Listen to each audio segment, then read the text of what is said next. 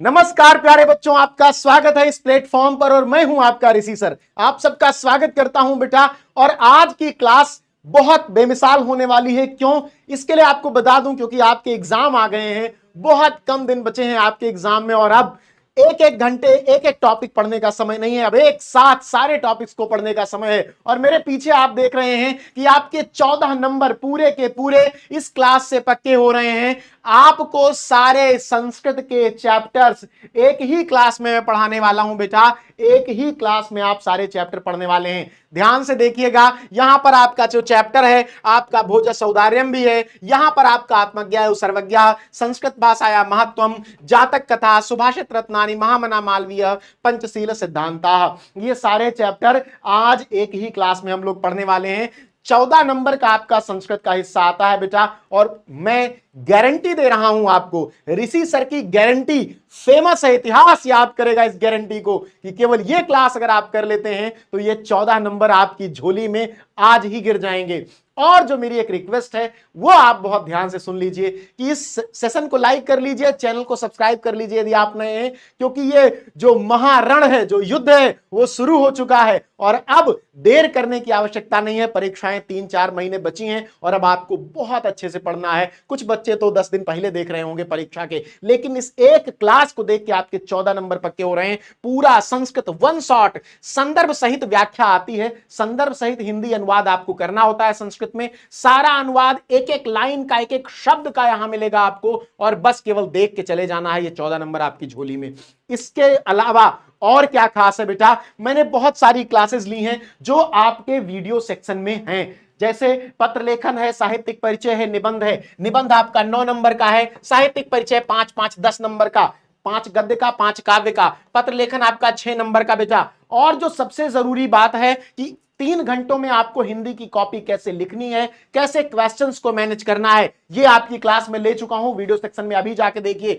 आपके जो भी क्लासेस हैं, कहानियां, कथा साहित्य के अंतर्गत, जैसे पंचलाइट है, बहादुर है, लाठी है, ध्रुव यात्रा है, ये सभी एक ही वीडियो में। अब मैंने ये सोचा है कि आपके लिए स्ट्रेटजी बनाऊं कि आपने अलग अलग से तो पढ़ लिया, अब कहानियों को एक जगह पढ़िए, संस्कृत एक जगह पढ़िए, पूरा काव्य खंड जो है वो एक जगह पढ़ लिए, पूरा जो गद्य खंड है वो एक जगह पढ़ लीजिए, पूरी जो जितना भी पूरा गद्य का जो इतिहास का विकास का ऑब्जेक्टिव आता है वो एक जगह पढ़ लीजिए, काव्य का जो ऑब्जेक्टिव आता है वो एक जगह पढ़ लीजिए। अभी मैंने कल ही एक क्लास ली है, अभी हाल ही में एक क्लास ली है 12वीं के छात्रों के लिए, जो यूपी बोर्ड ने जो महत्वपूर्ण प्रश्न बताए हैं किसके लिए, गद्य और काव्य के लिए, वो आपको यहां देखना है, वो आपको यहां पर देखना है, ये क्लास है। बाकी संस्कृत को मैंने अलग अलग भी पढ़ाया है, जैसे अनिवार्य संस्कृत ऋषि सर सर्च करके आप खोज सकते हैं। 2-2.5-3 लाख बच्चे हर एक वीडियो को देख चुके हैं। लेकिन अब जो सबसे जरूरी क्लास है वो आपकी ये है। क्यों ये है? क्योंकि यहां आज के बाद आपको संस्कृत के लिए 10 वीडियो नहीं देखनी है, केवल एक वीडियो देखनी है। और मेरे जितने भी यूपी बोर्ड के बच्चे हैं, जो भी 4-5 लाख बच्चे मुझसे जुड़े हुए हैं, जिनके मैसेजेस और जिनके रिक्वेस्ट मैं इंस्टाग्राम या व्हाट्सएप पर प्राप्त करता रहता हूं, उन बच्चों के लिए बता दूं कि वो सभी बच्चे इस वीडियो को बहुत दिनों से डिमांड कर रहे थे कि सर संस्कृत कोई नहीं पढ़ा रहा है अच्छे से, एक बार सारा चैप्टर एक जगह पढ़ा दीजिए। तो बस आपके कहने पर ये आ गया है। हम लोग शुरू करेंगे भोज सौदार्यम से, इसी क्रम में आगे बढ़ेंगे। तो अब हम शुरू कर देते हैं अपनी क्लास को। भोज सौदार्यम से शुरू करते हैं। आप लोगों को क्या करना है, अगर आपको कोई टॉपिक टफ लग रहा है, हिंदी नहीं पढ़ी, क्योंकि जनरली क्या होता है कि बच्चे साल भर फिजिक्स, केमिस्ट्री, मैथमेटिक्स, बायोलॉजी में उलझे रहते हैं, हिंदी पर बहुत कम ध्यान दे पाते हैं। तो अब समय है कि आप मुझे किसी माध्यम से कमेंट सेक्शन में लिख करके बता दीजिए कि सर लाना तो इतने % नंबर चाहता हूं, लेकिन ये टॉपिक नहीं तैयार है, वो टॉपिक मैं करा दूंगा। साथ ही ऋषि सर विद्याकुल आप इंस्टाग्राम पे सर्च करके मुझे मैसेज वहां भी कर सकते हैं कि सर ये टॉपिक नहीं समझ में आ रहा है। मैं 150-200 मैसेज मैंने देखे और उसके बाद ये क्लास में लेके आया हूं। तो क्योंकि आपकी डिमांड मेरे लिए सर्वोपरि है, आपके जो आपकी आवश्यकता है उसके अनुसार मैं पढ़ाना चाहता हूं। पढ़ाने को तो बहुत कुछ पढ़ाया जा सकता है, लेकिन आपकी आवश्यकता क्या है, आप कमजोर कहां पर हैं, उसको अगर मैं पिन पॉइंट पर जाके वो प्रॉब्लम सॉल्व कर पाया तो आपके 95-98% मार्क्स कहीं नहीं गए हैं बेटा। और आजकल आप देख लो, वो जमाना गया जब 60%, 62%, 70% पर हल्ला होता था। अब आपके गांव में जितने भी इंटर पास होते होंगे 92 से लेकर के और 99% के बीच में रहते होंगे। और मेरा पूरा प्रयास है कि आप भी इसी बीच में रहें। आपके ऋषि सर का पूरा प्रयास है कि आप भी इसी बीच में रहें। और इसके लिए आपको क्या करना है, बस केवल क्लासेस देखनी है। तो सेशन को एक बार सभी लोग शेयर कर देना अपने सभी साथियों के साथ, सभी रिश्तेदारों दोस्तों को बुला लेना कि सर आज क्लास लेके आए हैं। ये क्लास थोड़ी सी लंबी हो सकती है, 1 घंटे या 1.5 घंटे की हो सकती है। क्यों? पूरा संस्कृत पढ़ना है बेटा। अगर आपको 1.5-2 घंटे पढ़ करके 14 नंबर मिल रहे हैं तो क्या ये कमी है कोई? कमेंट करके मुझे बताओ, क्या 1.5-2 घंटे खर्च करके 14 नंबर पाना गलत है कहीं से भी? मुझे तो नहीं लगता। इसलिए ये क्लास आपके लिए लाया हूं, सारे चैप्टर्स में होंगे। भोज सौदार्यम जो आपका पाठ है बेटा, एक भोज प्रबंध नामक पुस्तक है। भोज प्रबंध नामक पुस्तक है, उससे लिया गया है। यहां राजा भोज की उदारता के बारे में बताया गया है। इसमें 4 श्लोक हैं और उनके बीच कुछ कथ्य हैं। आपको पता है गद्य खंड संस्कृत के गद्य का 7 नंबर का आता है और संस्कृत पद्य श्लोक 7 नंबर का आता है, दोनों 14 नंबर के। तो सारे श्लोक और सारे खंड की बात आज हम यहां करने वाले हैं। चलिए तेजी से पढ़ेंगे, बिना रुके पढ़ेंगे। आप लोगों को लाइक शेयर सब्सक्राइब करते रहना, उसके लिए मैं बार बार नहीं कहूंगा, क्योंकि अब मैं जा रहा हूं संस्कृत पर फोकस करने। मैं अपना काम करता हूं, आप मेरे हिस्से का यह काम कर दीजिए कि इस उत्तर प्रदेश के हर एक कोने में मुझे पहुंचा दीजिए, क्योंकि सभी बच्चों को पढ़ाना ही मेरा एकमात्र उद्देश्य है। शिक्षा का प्रसार रुकना नहीं चाहिए और यह आपकी जिम्मेदारी है। ठीक है, तो सबसे पहले हम देखते हैं कि भोज सौदार्य में आपको 5 नंबर का अनुवाद करना होता है और 2 नंबर का संदर्भ लिखना होता है। संदर्भ में क्या लिखना है, एक एक शब्द देख लो। प्रस्तुत संस्कृत गद्यांश हमारी पाठ्य पुस्तक संस्कृत दिग्दर्शिका के भोज सौदार्य नामक पाठ से उद्धृत है। इतना ही आपको संदर्भ में लिखना है, इससे 2 नंबर मिल जाएगा। कुछ बच्चे अक्सर मुझसे पूछते हैं कि सर क्या प्रश्नोत्तर भी संस्कृत में आता है? तो नहीं आता है बेटा, प्रश्नोत्तर नहीं आता है, केवल संदर्भ सहित अनुवाद आता है। बस आप 5 साल के पिछले पेपर उठा के देख लो, अपने सीनियर से पूछ लो जो पिछले साल इंटर में थे, वो भी आपको बता देंगे। और मैं तो बता ही रहा हूं, मैं गलत क्यों बताऊंगा तुम्हें? तुमसे प्यार करता हूं भाई, आई लव यू गाइस। ठीक है, तो अब आ जाते हैं इसके कथ्य पर। यहां पर संस्कृत का जो खंड है उसको मैंने ऊपर लिखा है, उसकी हिंदी नीचे लिख दी है। अब हिंदी क्यों लिख दी है? कई बार क्या होता है कि मैं कोई शब्द बताता हूं, आप उसका अर्थ नहीं जानते हो, जान जाते हो, लिख लेते हो। लेकिन कई बार यह होता है कि आपने एक पंक्ति पढ़ी, अब उस पंक्ति का अगर उसके नीचे ही हिंदी लिखी है तो आपको ज्यादा अच्छे समझ में आ जाता है। जैसे देखते हैं, तथा कदाचित तब कहीं से द्वारपालम आगत्य, द्वारपाल ने आकर महाराजम भोजम प्राह, महाराज भोज से कहा। क्या प्राह माने कहा, महाराज भोज से कहा। अब अगर इसको आपने पढ़ा, नीचे भी आपने पढ़ लिया, तत्पश्चात द्वारपाल ने आकर महाराज भोज से कहा, बिल्कुल वही बात यहां लिखी हुई है। अब आप स्पष्ट रूप से समझ पाओगे कि हाँ मामला सही चल रहा है। देव, हे राजन, हे देवात्मा राजन, हे भगवान, कौपीनावशेषो, कौपीन अवशेषो, कौपीन अवशेषो, कौपीन अवशेषो, कौपीन बचा हुआ, कौपीन माने लंगोट, लंगोट पहरे एक आदमी आया है। कौपीना अवशेषो विद्वान द्वारि वर्तते, द्वारि वर्तते दरवाजे पर है। कौन है? कौपीना अवशेषो विद्वान, केवल लंगोट जिसके शरीर पर बची है, ऐसा एक विद्वान दरवाजे पर खड़ा है। इति, ऐसा। तो यहां पढ़ लो, देव, द्वार पर एक ऐसा विद्वान खड़ा है जिसके तन पर केवल लंगोटी ही शेष है। राजा बोले, राजा प्रवेशय इति प्राह, राजा ने कहा, क्या कहा? प्रवेशय, प्रवेश कराओ उसको। राजा प्रवेशय इति प्राह, राजा ने कहा प्रवेश कराओ। ततः प्रविष्टः, तब प्रवेश करके, सह कवि, उस कवि ने, भोजम आलोक्य, भोजम आलोक्य, भोजम आलोक्य, भोज को देखकर, आलोक्य कौन सा प्रत्यय बताइए? अक्वाल्य पनीयर, कौन सा प्रत्यय बताइए? अद्य में, आज मेरी, अद्य माने आज में मेरी, दारिद्र्य नाशो, दारिद्र्य नाशो, दरिद्रता नष्ट हो जाए, दरिद्रता नष्ट, भविष्यति हो जाएगी, इति ऐसा, मत्वा तुष्टो, ऐसा मानकर, ऐसा सोचकर, संतुष्ट होकर, हर्षाणि मुमोच, हर्ष के आंसू बहाए, हर्षाणि मुमोच, हर्ष के आंसू बहाए। ठीक है, हर्ष से आंसू, खुशी से आंसू बहाए, खुशी के आंसू, हर्षाणि मुमोच तो खुशी से आंसू बहाए। ठीक है, या खुशी के आंसू बहाए। ठीक है, यहां पर लिखा हुआ है कि तब उस कवि ने भोज को देखकर यह मानकर कि आज मेरी दरिद्रता दूर हो जाएगी, प्रसन्नता के आंसू बहाए। राजा तम आलोक्य, राजा तम आलोक्य, राजा तम आलोक्य, राजा ने तम उसको आलोक्य देखकर प्राह, कहा, क्या कहा? कवे, हे कवि, किम रोदेशी, क्यों रोते हो? क्या समस्या हो गई भाई? किम रोदेशी इति ऐसा। ततः कविर आह, अब यहां कवि आह, कविर आह संधि हुई है, विसर्ग संधि है, कवि ही आह, तब कवि ने कहा, क्या कहा? आह, आह मतलब दुख से कहे गए वचन, आह मतलब भी कहना होता है, एक होता है कहा, एक होता है आह, मतलब आप जब कोई पीड़ा से कोई बात कहते हो तो कवि कबीर आह, कवि ने कहा, क्या कहा? राजन, हे राजन, हे राजा, आकर्ण्य, कान लाओ, ध्यान से सुनो, कान लगाकर मेरी बात सुनो। क्या बात सुनो? आकर्ण्य मद गृहम स्थितिम, मद गृहम स्थितिम, मेरे घर की स्थिति को कान लगाकर सुनो, अर्थात ध्यान से सुनो, देखो, समझो मेरे घर का क्या हाल है, इसको सुनो। राजा ने उसे देखकर कहा, कवि रोते क्यों हो? तब कवि ने कहा, राजन मेरे घर की स्थिति को सुनिए, ध्यान लगाकर सुनिए, ध्यान से सुनिए। अब विद्वान है, ऊपर ही कह दिया गया है द्वारपाल द्वारा कि कॉपी ना अवशेषो विद्वान द्वारी वर्तते, विद्वान आदमी है, अपनी बात सीधे तौर पर तो कहेगा नहीं। जैसे आजकल तुम लोग शायरी मार देते हो, किसी की फोटो देखकर चिपका देते हो कि तुमको देखें तो घटाएं बिखर जाती हैं, तुमको देखें तो बादल बरसने लगते हैं, ऐसा तुम लोग कह देते हो। लेकिन यहां पर कवि विद्वान है तो वो संस्कृत में बोलेगा, और क्या बोलेगा? श्लोक बोलेगा। क्या, कौन सा श्लोक बोलेगा? अये लाजानुच्चै पथि वचन माकर्ण्य गृहिणी, शिशौ कर्णौ यत्नात् सुपिहितवती दीनवदना, मयि क्षीणोपाये यद कृतं दृशावश्रुबहुले, तदन्तः शल्यं मे त्वमसि पुनरुद्धर्तुमुचितः।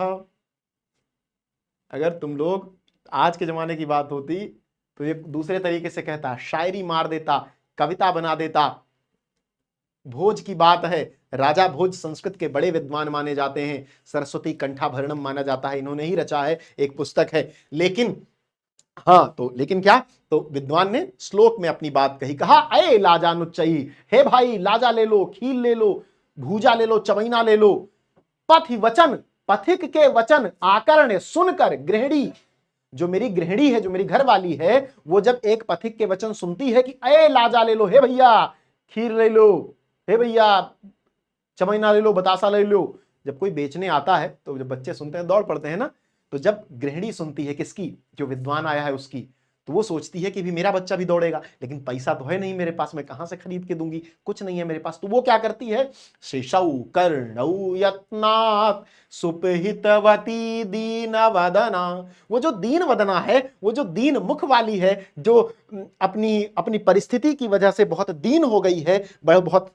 जो कमजोर हो गई है, उस स्त्री को जब पथिक के वचन सुनाई देते हैं कि भैया फलाने चीज ले लो, तो वो दुखी हो जाती है। और शिशौ कर्णौ यत्नात् सह वह तौ, वे दोनों, अर्थात शिशौ उसके जो दोनों बच्चे हैं, शिशौ कर्णौ दोनों बच्चों के दोनों कानों को, यत्नात् यत्न पूर्वक, सुपहितवती बंद कर देती है, दीन वदना, वो जो दीन मुख वाली, दीन परिस्थिति वाली जो मेरी गृहिणी है, वो बच्चों को के दोनों कानों को बंद कर लेती है कि वे न सुन पाए। और क्या करती है, मई क्षीणोपाय, और जो मैं हूं क्षीण उपाय वाला, जिसके पास कोई उपाय नहीं है, जो कुछ नहीं कर सकता, जो कोई परिवर्तन इसमें नहीं ला सकता, भैया पैसा मुझ में, मेरे पास भी नहीं, मैं कैसे कहां चला जाऊं कि उससे कह दूं कि नहीं ये पैसा तुमको मिल जाएगा। तो मई क्षीणोपाय यद कृतम दृशावस्त्र बहुले, और ऐसा करते हुए मेरे ऊपर अपनी आंखों में आंसू भरकर जब मेरी तरफ देखती है, तदंतः शल्यम में, तो वो जो दृष्टि है उसकी, वो सूल की तरह मेरे हृदय में चुभ जाती है, मैं कुछ नहीं कर पाता।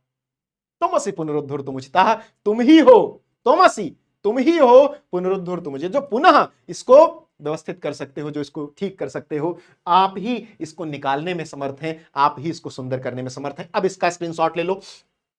मार्ग में ऊंचे स्वर में अरे खील ले लो सुनकर दीन मुख वाली मेरी पत्नी ने बच्चों के कान सावधानी पूर्वक बंद कर दिए, और मुझ दरिद्र पर जो अश्रुपूर्ण दृष्टि डाली, वह मेरे हृदय में कांटे के समान चुभ गई, जिसे निकालने में आप ही असमर्थ हैं, जिसे जो कहते नहीं है कि पुनरुद्धार कर देना, ठीक है, पुनर्निर्मित कर देना, तो पुनर्निर्मित करने में आप ही सक्षम हैं। आगे बढ़ते हैं। अब भैया इतना सुंदर श्लोक सुना, भोजराज ने खुश हो गए, खुश होके क्या किया, राजा शिव शिव इति उदीरयन, राजा चिल्ला उठे, बहुत सुंदर बहुत सुंदर, शिव शिव, बहुत अच्छा, मतलब शिव शब्द का अर्थ होता है सत्यम शिवम सुंदरम, वो जाए शिव का अर्थ है बहुत सुंदर, सत्य ही शिव है और शिव ही सुंदर है, तो शिव माने सुंदर, बहुत सुंदर बहुत सुंदर, इति उदीरयन, ऐसा बोल पड़े, उद्गार उनके अंदर से निकला। प्रत्यक्षरम लक्ष्यम दत्वा, दत्वा देकर, फिर से अक्त्वा प्रत्यय, अभी मैंने तुमसे एक में प्रत्यय पूछा था, उसको बताना है तुम्हें। प्रत्यक्षरम लक्ष्यम दत्वा, प्रति अक्षरम लक्ष्यम दत्वा, 1-1 लाख रुपए, एक अक्षर के लिए 1 लाख रुपए। कितना पैसा मिल गया देखो भाई, 1 2 3 4 5 6 7 8 9 10 11 12 13 14 15 16 17, मैं केवल अक्षर गिन रहा हूं, व्यंजन गिन रहा हूं। अगर ध्यान से देखा जाए तो एक लाइन के 17 लाख मिले, ऐसे 4 लाइन जोड़ो कितना पैसा मिला होगा भाई, मैं तो छीन लेता पंडित जी मेरे सामने होते तो। ठीक है, प्रत्यक्षरम लक्ष्यम दत्वा प्राह, प्रत्येक अक्षर के लिए 1-1 लाख रुपए दिए, लाख रुपए दिए। और उसके बाद कहा, क्या कहा, त्वरितम गच्छ गेहम, तुरंत घर जाओ, गच्छ, गच्छति गच्छता गच्छन्ति, गच्छ गच्छतः गच्छत, मध्यम पुरुष एक वचन, गम धातु, लट लकार। ठीक है, त्वरितम गच्छ गेहम, तुरंत घर जाओ, आदेश देने के अर्थ में है। ठीक है, तुम गच्छ, तुम जाओ, त्वरितम गच्छ गेहम, तव गृहिणी त्वद्गृहिणी खिन्ना वर्तते, तुम्हारी जो पत्नी होगी दुखी होगी, परेशान होगी, खिन्न है, दुखी है, परेशान है, शीघ्र घर जाओ, तुम्हारी पत्नी दुखी है, उसे पैसा दिखाओ, खुश करो, सामान खरीदो, राज्य बना लो। इसकी कुछ कहानी कृष्ण और सुदामा वाले से नहीं मिल रही है, मुझे भी लगता था। ठीक है, अन्यदा भोजः श्री महेश्वरम नमितुम शिवालयम अगच्छत, शिवालय की ओर जा रहे थे। नमितुम, नमितुम में तुमुन प्रत्यय है, के लिए अर्थ में, तुमुन प्रत्यय के लिए अर्थ में प्रयोग किया जाता है। अक्त्वा प्रत्यय कर के अर्थ में प्रयोग किया जाता है, देकर, पढ़कर, खाकर। ठीक है, वह भोजन खाकर पुस्तक लेकर विद्यालय जाता है। सह भोजनम खादित्वा पुस्तकम नीत्वा गृहम विद्यालयम गच्छति। ठीक है, वह स्नान करके पूजा करने जाता है। सह स्नात्वा, पूजा करने के लिए गच्छति। ठीक है, चलो, तो इसका ध्यान रखना है आपको। ठीक है, थोड़ा बहुत मैं जो बताता है तो व्याकरण वाला, या आपके सिलेबस में नहीं है, आपको तो अर्थ अनुवाद लिखना है, थोड़ा सा समझते रहोगे तो ज्यादा विद्वान बन जाओगे। मैं चाहता हूं मेरे छात्र जो मुझसे पढ़े वो जब किसी के सामने बोले तो वो तारीफ करे, उनकी करे, मेरी ना करे कि, लेकिन तुम्हारी तारीफ में मेरी भी तारीफ है ना। अगर तुमसे किसी ने कहा कि तुम बहुत सुंदर बोलते हो तो तुम्हारे सिखाने वाले पे उसकी एक उंगली होती है कि उसने अच्छा सिखाया है, ये मैं चाहता हूं। ठीक है, अन्यतः भोजः श्री महेश्वरम नमितुम शिवालयम अभ्यगच्छत। अन्यतः, अन्य एक जगह पर, भोजा राजा भोज श्री महेश्वरम भगवान शिव को नमितुम नमस्कार करने के लिए शिवालयम अभ्यगच्छत, शिवालय की ओर गए, शिवालय की ओर जा रहे थे या गए। ठीक है, शिवालय गए अगले दिन या अन्य कभी अन्य दिन श्री महेश्वर भगवान शंकर को नमन करने के लिए शिवालय गए। तब कोपी ब्राह्मण, कोई ब्राह्मण, राजानम, राजा को शिव सन्निधौ, शिव के समीप पा करके प्राह, बोला, क्या बोला, देव, हे देवात्मा राजन। फिर उसने एक श्लोक मार दिया। क्या श्लोक मारा, उसके पहले इसका स्क्रीनशॉट ले लो। शिव शिव कहते हुए प्रत्येक अक्षर के लिए लाख लाख मुद्राएं देकर राजा ने कहा, शीघ्र घर जाओ, तुम्हारी पत्नी दुखी होगी। भोज अगले दिन श्री महेश्वर को नमन करने के लिए शिवालय गए। तब शिव के समीप राजा से किसी ब्राह्मण ने कहा, राजन, क्या कहा राजन, बहुत सुंदर, बहुत बहुत बहुत सुंदर छंद है। ठीक है, मेरे पिताजी अगर ये क्लास देखेंगे तो कहेंगे कि तुम छंद में श्लोक नहीं ठीक से पढ़ पाते हो, मुझे पढ़ के बताएंगे इसको। ठीक है, लेकिन अब एक पुत्र अपने पिता की नजर में कभी संपूर्ण नहीं हो सकता, और होना भी नहीं चाहिए। यदि वो संपूर्णता आप में आ गई तो आप समाप्त होने लगेंगे। मतलब आप अगर ऊंचाई सबसे ऊपर अगर आप पहुंच गए यहाँ पर, तो फिर आप नीचे उतरना है ना, उसके ऊपर नहीं जाया जा सकता। तो एक पिता की दृष्टि में आपको हमेशा आगे ही बढ़ते रहना चाहिए, कुछ सीखते रहना चाहिए। ठीक, तो इस श्लोक को देखते हैं। अर्धम दानव वैरिणा गिरिजया, अर्धम दानव वैरिणा गिरिजया, अप्यर्धम शिवस्याहृतम, देवेत्थम जगती तले पुरहरा, भावे पुरहरा अभावे समुन्मीलितम, समुन्मीलति। ठीक है, अर्धम दानव वैरिणा गिरजया, अप्यर्धम शिवस्याहृतम। अर्धम दानव वैरिणा गिरजया, अर्धम दानव वैरिणा, आधा भाग दानव वैरी लेकर चले गए, चुरा ले गए। किसका आधा भाग, भगवान शिव का। भगवान शिव का आधा भाग दानव वैरी अर्थात विष्णु ने, तथा अप्यर्धम, और जो आधा बचा हुआ था, शिवस्याहृतम गिरजया, गिरिजया अप्यर्धम शिवस्य हृदम। पार्वती जी ने आधा भाग जो बचा हुआ था उसे चुरा लिया, ठीक है। आधा भाग विष्णु जी ने चुरा लिया शिव जी का, आधा भाग पार्वती ने चुरा लिया। क्या हुआ? देवेथम जगती तले पुरहर, देवेथम देवलोक में और जगती तले और पृथ्वी पर, पुरहर भगवान शिव का, अभावे अभाव हो गया। कहां से रहेंगे भाई जब आधा चुरा ले गए, आधा चला गए? तो शिव जी का आधा पार्वती जी चुरा ले गई और आधा विष्णु जी चुरा ले गए। तो देवेथम देवलोक में और जगती तले पृथ्वी पर, पुरहर भगवान शिव। पुरहर किसे कहते हैं? पुरहर, पुरहर भगवान शिव को कहते हैं, पुर को हरने वाले शिव, ठीक है। एक शब्द ऋग्वेद में इस्तेमाल किया जाता है इंद्र के लिए, मुझे नहीं याद आ रहा, लगभग सिमिलर शब्द है, ऐसा ही कुछ है एक शब्द। तो अर्धम दानव वर्णा गिरजया प्रथम शिवस्य हृदम, आधा दानव वैरी विष्णु चुरा ले गए और आधा शिव जी चुरा ले गए। देवेथम जगती तले पुरहरा, देवलोक में और पृथ्वी पर भगवान शिव का अभाव अभाव हो गया। समुन्मीलितम गंगा, अब भाई जैसे मान लो मुझे कोई चुरा ले जाए, आधा कोई दूसरा चुरा ले जाए, आधा कोई दूसरा चुरा ले जाए, तो मेरी मोबाइल है, मेरा लैपटॉप है, मेरे कपड़े हैं, मेरी किताबें हैं, सब रह जाएंगी इस दुनिया में, तो वो अपने अपने जगह पे चली जाएंगी। तो वैसे ही भगवान शिव के साथ जो लोग थे वे कहां गए, उनकी बात करते हैं। तो गंगा सागर अंबरम शशिकला नागाधिप क्ष्मातले सर्वज्ञ त्वमधीश्वर त्वमगमत् त्वां माम तु भिक्षाटनम, ठीक। गंगा सागर, गंगा कहां चली गई? जो उनके सिर पे थी सागर में चली गई। अंबरम शशिकला, और जो चंद्रमा उनके सिर पर विराजमान था वो आसमान में, आकाश में चला गया, चमकने लगा। और नागाधिपा क्षमातले, और जो नाग थे, शेषनाग जो उनके गले में रहते हैं, वे कहां चले गए? क्षमातले, पाताल में चले गए। सर्वज्ञत्वम अधीश्वरत्वम अगमत् त्वाम, सर्वज्ञत्व यानी सब सारा ज्ञान, और अधीश्वरता, सर्वज्ञता और अधीश्वरता आप में आ गई। जो सर्वज्ञता थी, सब कुछ ज्ञान, अधीश्वरता जो एक जीवन को जीने का जैसे राजा टाइप का जो गुण था, अधीश्वरता थी, वो आप में आ गई। और माम तो भिक्षाटन, और मुझ में भिक्षाटन आ गया। इस भिक्षाटन को आप भ्रमण से समझ सकते हैं, क्योंकि शिव बहुत भ्रमण करते हैं, पूरे विश्व में घुमा करते हैं। तो ये जो भ्रमण करना था और भिक्षा मांगना था, ये मुझ में आ गया। मैं विद्वान हूं और विद्वान का काम है कि भिक्षाटन करके अपना पेट भरे, तो वो मुझ में आ गया। सोचिए, चापलूसी का परम चरम बिंदु है ये, कि आप किसी को कितना सुंदर एक श्लोक कह के आप उसकी तारीफ कर दे रहे हैं कि अर्धम दानव वैरिणा गिरजयाप्यर्धम शिवस्याहृतम देवेत्थम जगती तले पुरहरा अभावे समुन्मीलति गंगा सागर अंबरम शशिकला नागाधिपाक्षमातले सर्वज्ञत्व मधीश्वरत्वम अगमत् त्वाम माम तो भिक्षाटनम, मुझ में तो भिक्षाटन आया, मैं क्या करूं। तो शिव का आधा भाग दानव वैरी अर्थात विष्णु ने, आधा भाग पार्वती ने चुरा लिया। इस प्रकार भूतल पर शिव की कमी होने से गंगा सागर में, चंद्रकला आकाश में तथा नागराज से एक साथ भूतल में समा गए। सर्वज्ञत्व और सर्वज्ञता और अधीश्वरता आप में तथा भिक्षाटन अर्थात भ्रमण मुझ में आ गया। इसका स्क्रीनशॉट ले लो बेटा, स्क्रीनशॉट ले लो और सेशन को शेयर कर देना। यही मेरी गुरु दक्षिणा है, और कुछ नहीं चाहिए मुझे तुमसे, ठीक। चलो नेक्स्ट।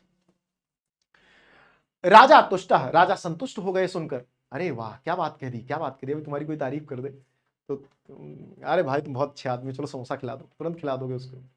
आजकल की तारीफ यही है, कोई तुम्हारी तारीफ कर दे और तुमसे कह दे समोसा खिला दो, तुम खिला दोगे। वही वाला हाल है कि राजा भोज की जब उसने तारीफ की तो राजा बोला, राजा तुष्ट, राजा भोज संतुष्ट हो गई। तस्मई, उसको प्रत्यक्षरम लक्षम ददऊ, फिर एक एक अक्षर के लिए 1-1 लाख रुपए दे दिया।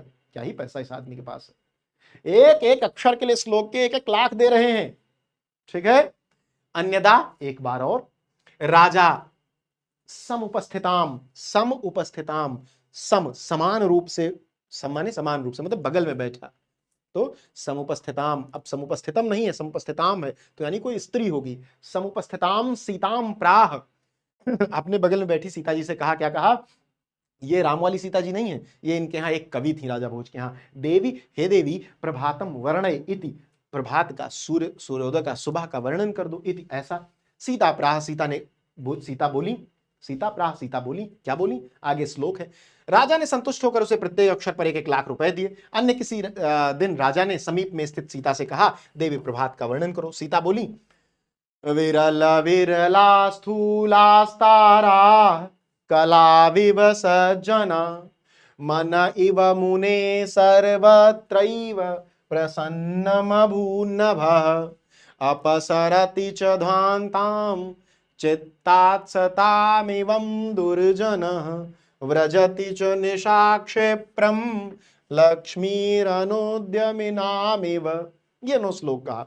इसका क्या अर्थ था? विरल विरला, विरल हो गए हैं। विरल मतलब दूर दूर हो गए हैं। स्थूल आस्तारा, आकाश में जो तारे थे वो बहुत दूर दूर हो गए, बहुत कम दिखाई दे रहे हैं।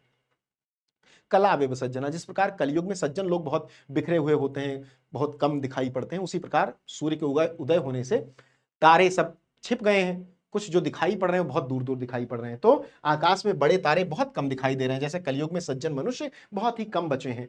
मन इव मुने सर्वत्र प्रसन्न भूनभः, और जिस प्रकार मन का मुनि का मन, जिस प्रकार कोई संत व्यक्ति है उसका मन जिस प्रकार निर्मल और स्वच्छ और शांत हो जाता है, उसी प्रकार भूनभः, भू मतलब पृथ्वी और नभः मतलब आकाश, पृथ्वी और आकाश उसी तरह निर्मल और सुंदर हो गए हैं।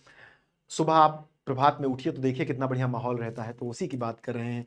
अपसरति च ध्वान्तां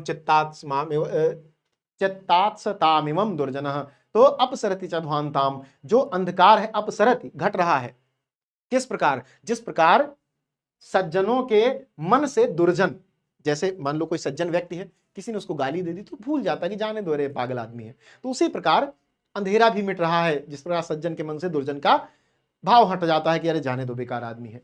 व्रजत च निशाम क्षिप्रम लक्ष्मी रनुद्यामिनामिव, जिस प्रकार जैसे तुम कोई काम नहीं करो, तुम्हारे पास मान लो 1 लाख रुपए हैं और तुमने नौकरी छोड़ दी, अपनी काम करना बंद कर दिया, धीरे धीरे पैसा खत्म हो जाएगा ना, तेजी से खत्म होगा भाई, रोज का खर्चा है तो तेजी से खत्म होगा। उसी प्रकार अंधकार दूर होता जा रहा है। जिस प्रकार कुछ न करने वाले के पास से पैसा खत्म होता है, उसी प्रकार रात्रि खत्म होती जा रही है।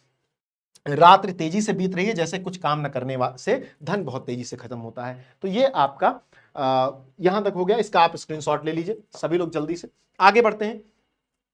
अगला क्या है? हाँ, राजा तस्मई तस्यै लक्षम दत्वा, राजा ने उन्हें 1 लाख रुपए देकर कालिदासम प्राह। अब देखो, तुमको भी पढ़ने में मजा नहीं आया, दोनों छंद बहुत बढ़िया थे, ये वाला छंद थोड़ा इंटरेस्टिंग नहीं लगा, राजा को भी नहीं लगा। राजा ने इस पूरे श्लोक के लिए केवल 1 लाख रुपया दिया, प्रत्येक अक्षर के लिए नहीं दिया। तो राजा ने केवल 1 लाख रुपया देकर कालिदास से कहा, वहां पर कालिदास भी थे, कालिदास से कहा, सखे हे मित्र। अब भोजराज कालिदास को मित्र कहते हैं। विद्वान आदमी जब अपने पीक पर होता है, जब वो सर्वश्रेष्ठ होता है, तो जितने भी बड़े लोग होते हैं वो अपना मित्र बना लेते हैं उसे। राजा है, लेकिन सबसे बड़े विद्वान को किस नाम से बुलाएं? एक श्लोक है, एक बार कवियों की गणना हो रही थी, पुरा कवि नाम गणना प्रसंगे कनिष्ठिकाधीष्ठित कालिदास। तो ये जो कनिष्ठिका उंगली है, ये छोटी वाली उंगली, ऐसे गिना जाता है ना, आज भी गांव में गिना जाता है 1 2 3 4, तो यहां पर ऐसे कहा गया कालिदास, कवियों की गणना होती, कालिदास कहा गया। तो अब भैया उनके समान दूसरा कोई विद्वान ही नहीं था, किसको इस उंगली पे रखा जाए? तो अनामिका सार्थवती भवु, इसका नाम अनामिका हो गया, बिना नाम वाली। उसी प्रकार तो कालिदास बड़े आदमी है, तो उनको मित्र कहा कि हे मित्र सखे, तुम अपि तुम भी, अपि माने भी, तुम माने तुम, प्रभातम वर्णे, प्रभात का वर्णन करो, इति ऐसा। ततः कालिदास प्राह, तब कालिदास बोले, क्या बोले? कि अभूत प्राची पिंगा रसपतिरिव प्राप्य कनकम। अभूत हो गई है, प्राची पूर्व दिशा, पिंगा पीली हो गई है, रसपतिरिव प्राप्य कनकम, जो रस के पति हैं, अर्थात सूर्य के प्रथम किरण को प्राप्त करके, प्राप्य कनकम, सूर्य के स्वर्ण जैसी जो प्रथम किरण है, स्वर्ण किरण को प्राप्त करके पीली हो गई है पारे के समान। क्या दिशा? पूर्व दिशा, प्राची, प्राची मतलब पूर्व दिशा। अभूत प्राची पिंगा रसपतिरेव प्राप्य कनकम गत क्षायाश्चंद्रो बुध जन इव ग्राम्य सदशी, और गत छाया चंद्रो, चंद्रमा की छाया चली गई, चंद्रमा का जो प्रकाश था, जो उसका चंद्रमा का जो चांदनी थी, प्रकाश था, वो कैसे चला गया है? बुध जन इव ग्राम्य सदशी। जिस प्रकार अज्ञानियों की सभा में विद्वानों का महत्व कम होता जाता है,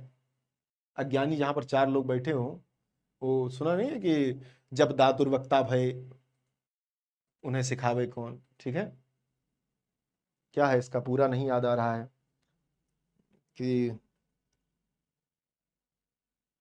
अब दादुर वक्ता भय उन्हें सिखावे कौन, ठीक। तो जब मूर्ख लोग बोलने लगते हैं तो, क्योंकि वहां मूर्ख जब बोलते हैं तो कोई तर्क नहीं होता उनकी बातों में, उल्टा सीधा माल, जैसे आजकल यूट्यूब और इंस्टाग्राम सोशल मीडिया पर आप देखते हो मूर्ख लोगों की भरमार है, ठीक है।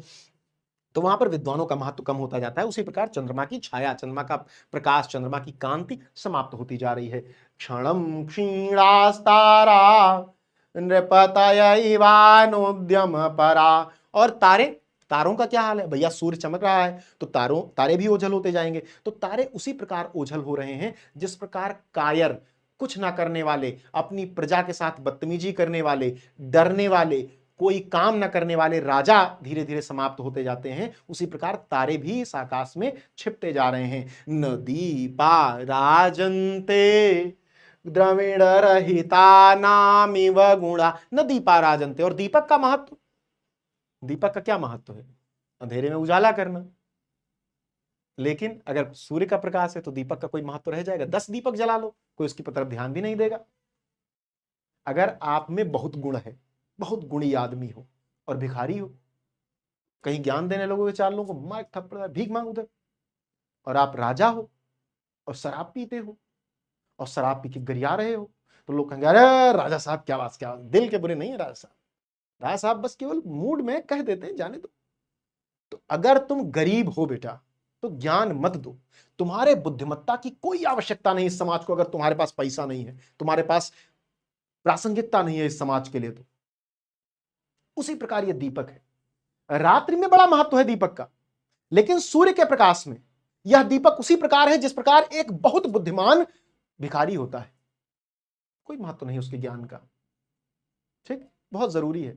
यदि आप गरीब हैं तो आप अपनी ऊर्जा को संचित कीजिए अपने विकास में, ज्ञान देने में नहीं, क्योंकि कोई नहीं सुनेगा, सब डांट दे, 4 रुपया नहीं जेब में ज्ञान देने आए। आप राजा हैं, आप कुछ भी कीजिए, 4 थप्पड़ मार दे रहे हैं किसी को, वो थप्पड़ में वाह, एक थप्पड़ मार रहे हैं, एक बार वाह कर रहा है, 2 मार रहे हैं, 2 बार वाह कर रहा है, क्योंकि राजा साहब मार रहे हैं। राजा साहब के थप्पड़ में भी अमृत है और भिखारी के अमृत वचनों में भी विष है। तो ये संपत्ति का खेल है, इसको समझोगे तो जीवन बड़ा सुखद रूप से चलेगा। ठीक, राजा ने उसे एक, राजा अति तुष्ट तस्मै प्रत्यक्षरम लक्ष्यम ददौ। राजा बहुत संतुष्ट हो गए और फिर से कालिदास को प्रत्येक अक्षर के लिए 1-1 लाख रुपए दिए। अभी आप यहाँ नारीवाद लगा के ये भी कह सकते हो कि सीता के साथ उन्होंने अन्याय किया, उसको केवल 1 लाख रुपए दिए। तो राजा ने उसे 1 लाख मुद्राएं देकर कालिदास से कहा कि मित्र तुम भी प्रभात का वर्णन करो। तब कालिदास ने कहा, पूर्व दिशा सूर्य की पहली किरण के साथ पारे के समान पीली हो गई है। ठीक, चंद्रमा वैसे ही कांतिहीन हो गया जैसे अज्ञानियों की सभा में विद्वान चुप बैठे रहते हैं। तारे कायर राजाओं की भांति क्षण भर में क्षीण हो गए हैं। निर्धनों के गुणों के सदृश दीपक भी नहीं चमक रहे हैं। कहने का अर्थ है, जिस प्रकार दरिद्रता व्यक्ति के गुणों को ढक लेती है, उसी प्रकार सवेरा होने पर दीपक व्यर्थ हो जाता है। राजा ने संतुष्ट होकर उसको प्रत्येक शब्द पर 1 लाख मुद्राएं दी। ये भोज प्रबंध से लिया गया है। तो ये आपका पूरा पाठ हो गया, पहला पाठ। दूसरे पाठ पर चलने से बात समझ लो। पहले चलने से पहले इस सेशन को एक बार शेयर कर दो, अपने सभी साथियों को जो छूट गए उनको बुला लो, सेशन को लाइक कर दो, नए हो तो सब्सक्राइब कर लो। ये तो नॉर्मल बात हो गई।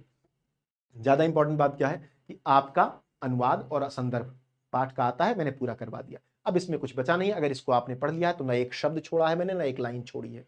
ठीक है, कूद कूद के नहीं पढ़ा रहा हूं मैं। ठीक है, मैं शिक्षार्थ शिक्षक हूं, मैं केवल यूट्यूबार्थ शिक्षक नहीं हूं। दोनों में अंतर है। कुछ लोग यूट्यूबार्थ शिक्षक हैं, वो केवल यूट्यूब पर बने रहने के लिए शिक्षा देते हैं ना। मेरा कोई ऐसा ध्येय नहीं है, मैं शिक्षा देने के लिए यहां पर हूं। तो ये ज्ञान की बात है जो बहुत महत्वपूर्ण है।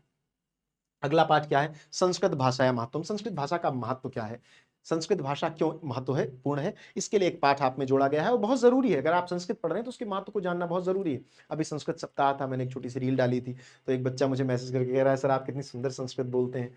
तो मैंने उसको बताया, उसने कॉल करके ये बात कही, तो मैंने कहा बेटा देखो, लोगों को जो उत्तराधिकार में संपत्ति मिलती है, घर मिलता है, गाड़ी मिलती है, हीरे जवाहरात मिलते हैं, मुझे भाषा मिली है और इससे ज्यादा भाग्यशाली मैं अपने आप को नहीं फील करता। वो सारी चीजें भी मिलेंगी, वो तो है, पिताजी का है तो मेरा है, लेकिन भाषा का मिलना मुझे लगता है कि ये मेरे जीवन में सबसे बड़ा आशीर्वाद है, सबसे बड़ा चमत्कार है कि मैं बचपन में उस भाषा के उच्चारण की विशिष्टता को समझ पाया जो इस विश्व की सबसे प्राचीनतम और सबसे ज्यादा समृद्ध भाषा कही जाती है, जिसका व्याकरण सबसे वैज्ञानिक, जिसका उच्चारण सबसे वैज्ञानिक है। इसको समझने के लिए एक पाठ आप में जोड़ा गया, संस्कृत भाषा या महत्व। प्रस्तुत संस्कृत गद्यांश, क्योंकि संदर्भ मैंने सबके पाठ में पहले लिख दिया इसलिए कि संदर्भ 2 नंबर का है, हर पाठ का आप तैयार कर ले। प्रस्तुत संस्कृत गद्यांश संस्कृत दिग्दर्शिका के संस्कृत भाषा या महत्व नामक पाठ से उद्धृत है। एक बात और मैं बता दूं, आप लोग ज्वाइन कर लीजिए यूपी बोर्ड हिंदी मीडियम, ठीक है, UP board Hindi medium Vidyakul,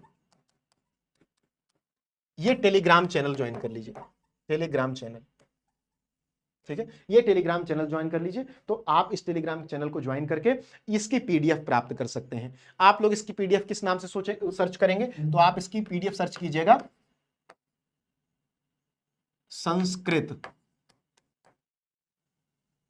KRIT, Sanskrit all, Sanskrit all करके सर्च करेंगे आप, टेलीग्राम ग्रुप में सर्च करने का ऑप्शन होता है तो आपको मिल जाएगा। बाकी आप इंस्टाग्राम पर सर्च कर सकते हैं ऋषि सर विद्याकुल, ठीक है, ऋषि सर विद्याकुल, वहां मैं आपको मिल जाऊंगा। बालजी आपको कोई सवाल पूछना है, कोई दिक्कत है तो आप यहां मुझसे पूछ सकते हैं, ऋषि सर विद्याकुल आप सर्च करके पूछ सकते हैं। चलिए नेक्स्ट पर चलते हैं यहां पर, ठीक है, तो आप इसको संस्कृत ऑल करके देख लीजिएगा, UP board Hindi medium Vidyakul Telegram channel join कर लीजिएगा। आगे क्या है, अब आ जाते हैं संस्कृत पर, संस्कृत भाषा के महत्व पर।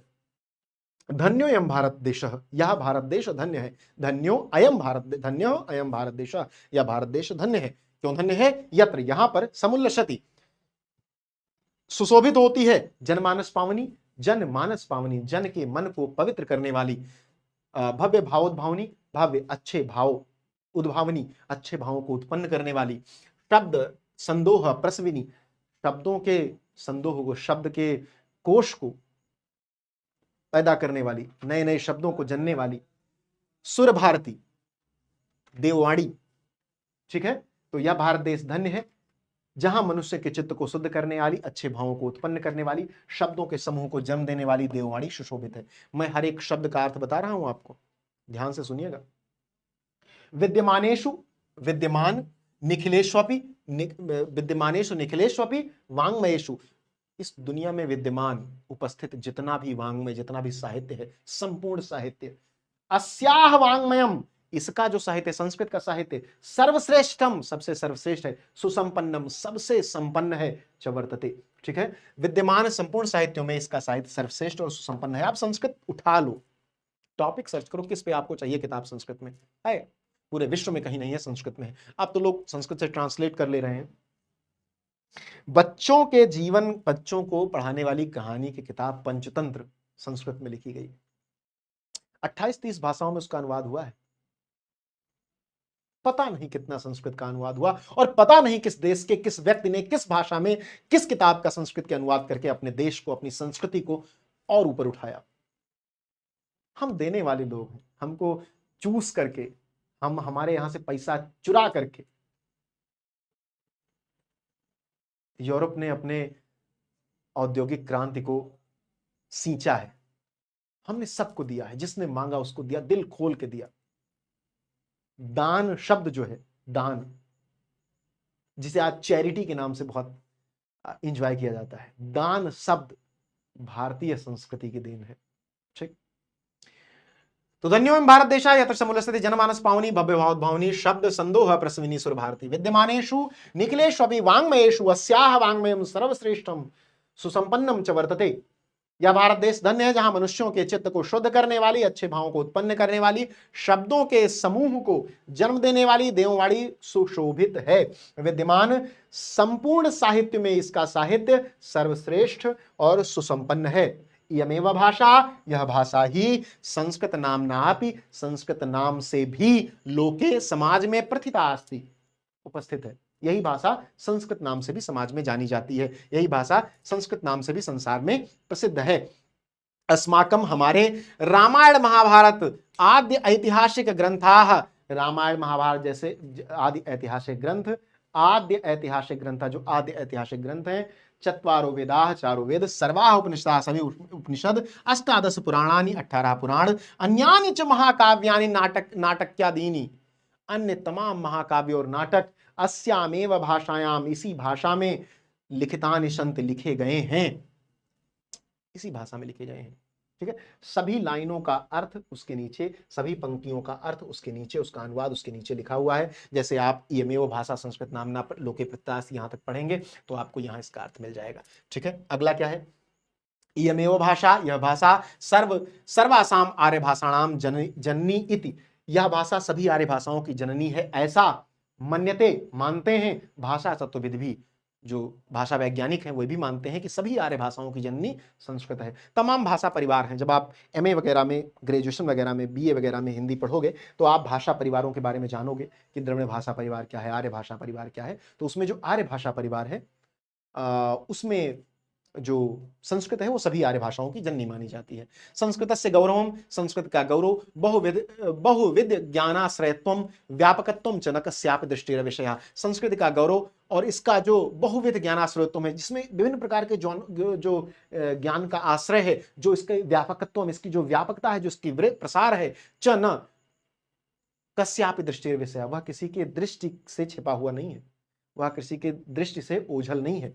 ठीक है, संस्कृत से संस्कृत के का गौरवमेव गौरव ही दृष्टि पठनीय सम्यक उक्तम आचार्य प्रवरेण दंडिना, संस्कृत से गौरवम एवं दृष्टि पठनीय, संस्कृत के गौरव को देख करके ही, ठीक है, संस्कृत के गौरव को या संस्कृत के गौरव को ही दृष्टि में रखकर सम्यक उक्तम, सम्यक उक्तम उचित ही कहा है, आचार्य प्रवरेण दंडिना, आचार्य प्रवर दंडी ने संस्कृत के गौरव को ध्यान में रखकर ही कहा है। क्या कहा है, संस्कृतम नाम दैवी वाक, संस्कृत जो है देवताओं की भाषा, अन्वाख्याता महर्षि भी, इसको महर्षियों ने ईश्वर की वाणी कहा है।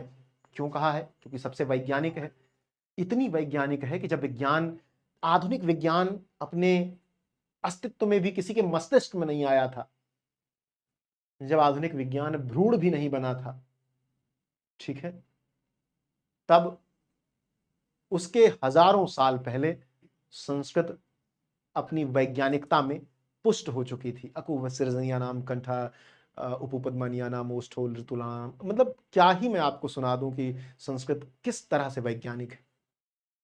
आप गर्व कीजिए कि आप उस देश से हैं जहां पर संस्कृत ने अपने विस्तार को पाया, अपने जन्म को पाया, अपने विस्तार को पाया, और जिसकी संस्कृति को संस्कृत ने बनाया है।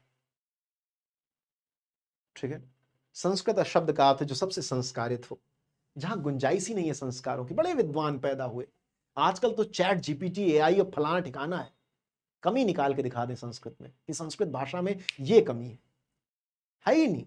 इतना परिमार्जित करके आप रखिए तो मानिए कि आप विद्वान हैं, आपने सभ्यताएं बनाई, आपने संस्कृतियों को विकास पे पहुंचाया है, हमने किया है। और अपने गौरव को याद रखना बहुत जरूरी है। अगर तुम ये नहीं जानते हो कि तुम क्या थे, तुम्हारे पूर्वज क्या थे, तुम्हारी पहचान क्या थी, तो तुम कभी एक्सप्लेन नहीं कर पाओगे तुम कौन हो। एक कहानी देखी होगी तुमने, मोगली वाली। मोगली जंगल में पैदा होता है, जंगली हो जाता है, जानवरों की तरह रहना बोलना सीख जाता है, उसको मनुष्य के संस्कार नहीं मिलते, वो मनुष्यों के जीवन को नहीं स्वीकार पाता। क्यों? क्योंकि वो वहां पैदा हुआ, उसे वहां से पहचान मिली। अगर आपको मनुष्य बनना है तो आपको अपने जीवन में रहते हुए अपने पुराने संस्कारों को महत्व देना होगा, तभी आपका आज क्रिएटिव बनेगा, आपका आज आपको परिभाषित कर पाएगा पूरे तरीके से। क्योंकि परिभाषाएं आपकी आज से नहीं बन रही, ये तो आपका डीएनए भी कहता है। तो जब आपका शरीर कह रहा है कि आप आज से नहीं बनाए गए हो, बल्कि बहुत पहले से आपके डीएनए की संरचना चलती हुई यहां तक आई है, तो उस बहुत पहले के संस्कारों को, उस प्रक्रिया को स्वीकार लेने में क्या हर्ज है? केवल इसलिए कि तुम बोल सकते हो इसलिए सबका विरोध करो, ये तो मूर्खता हुई ना। ठीक, चलिए। संस्कृत से साहित्यम, संस्कृत का साहित्य सरसम, सरस है, बहुत मधुर है। व्याकरण सुनिश्चितम, और तथा व्याकरण सुनिश्चित है, बिल्कुल व्याकरण से बिल्कुल व्यवस्थित कर दिया गया है। तस्य गद्य पद्य च लालित्यम, उसके गद्य और पद्य का लालित्य, सुंदरता, भावबोध, सामर्थ्यम, और जो भावबोध का सामर्थ्य है, जब आप उसे पढ़ते हो उसका अर्थ समझते हो तो जो आनंद है। अद्वितीय श्रुति माधुर्यम च, और इसको पढ़ने पर जो मजा आता है, जो जैसे अभी मैं श्लोक पढ़ रहा था, आपको कितना सुंदर लगा, श्रुति माधुर्य, कानों में सुनाई पड़े और मधुरता आ जाए। ठीक है, वर्तते किम बहुना, अधिक क्या ही कहें, चरित्र निर्माणार्थम, चरित्र के निर्माण के लिए, यादृशी सत्प्रेरणाम संस्कृत वाङ्मयम ददाति, जैसी सत्प्रेरणा, जैसी सुंदर प्रेरणा संस्कृत वाङ्मय देता है, न तादृशीम किंचित अन्यत्, वैसी अन्य कहीं पर नहीं है। इसका ध्यान रखना है, वो वैसा किसी और साहित्य में नहीं मिलता। ठीक है, वैसा किसी और साहित्य में नहीं मिलता। आगे बढ़ते हैं।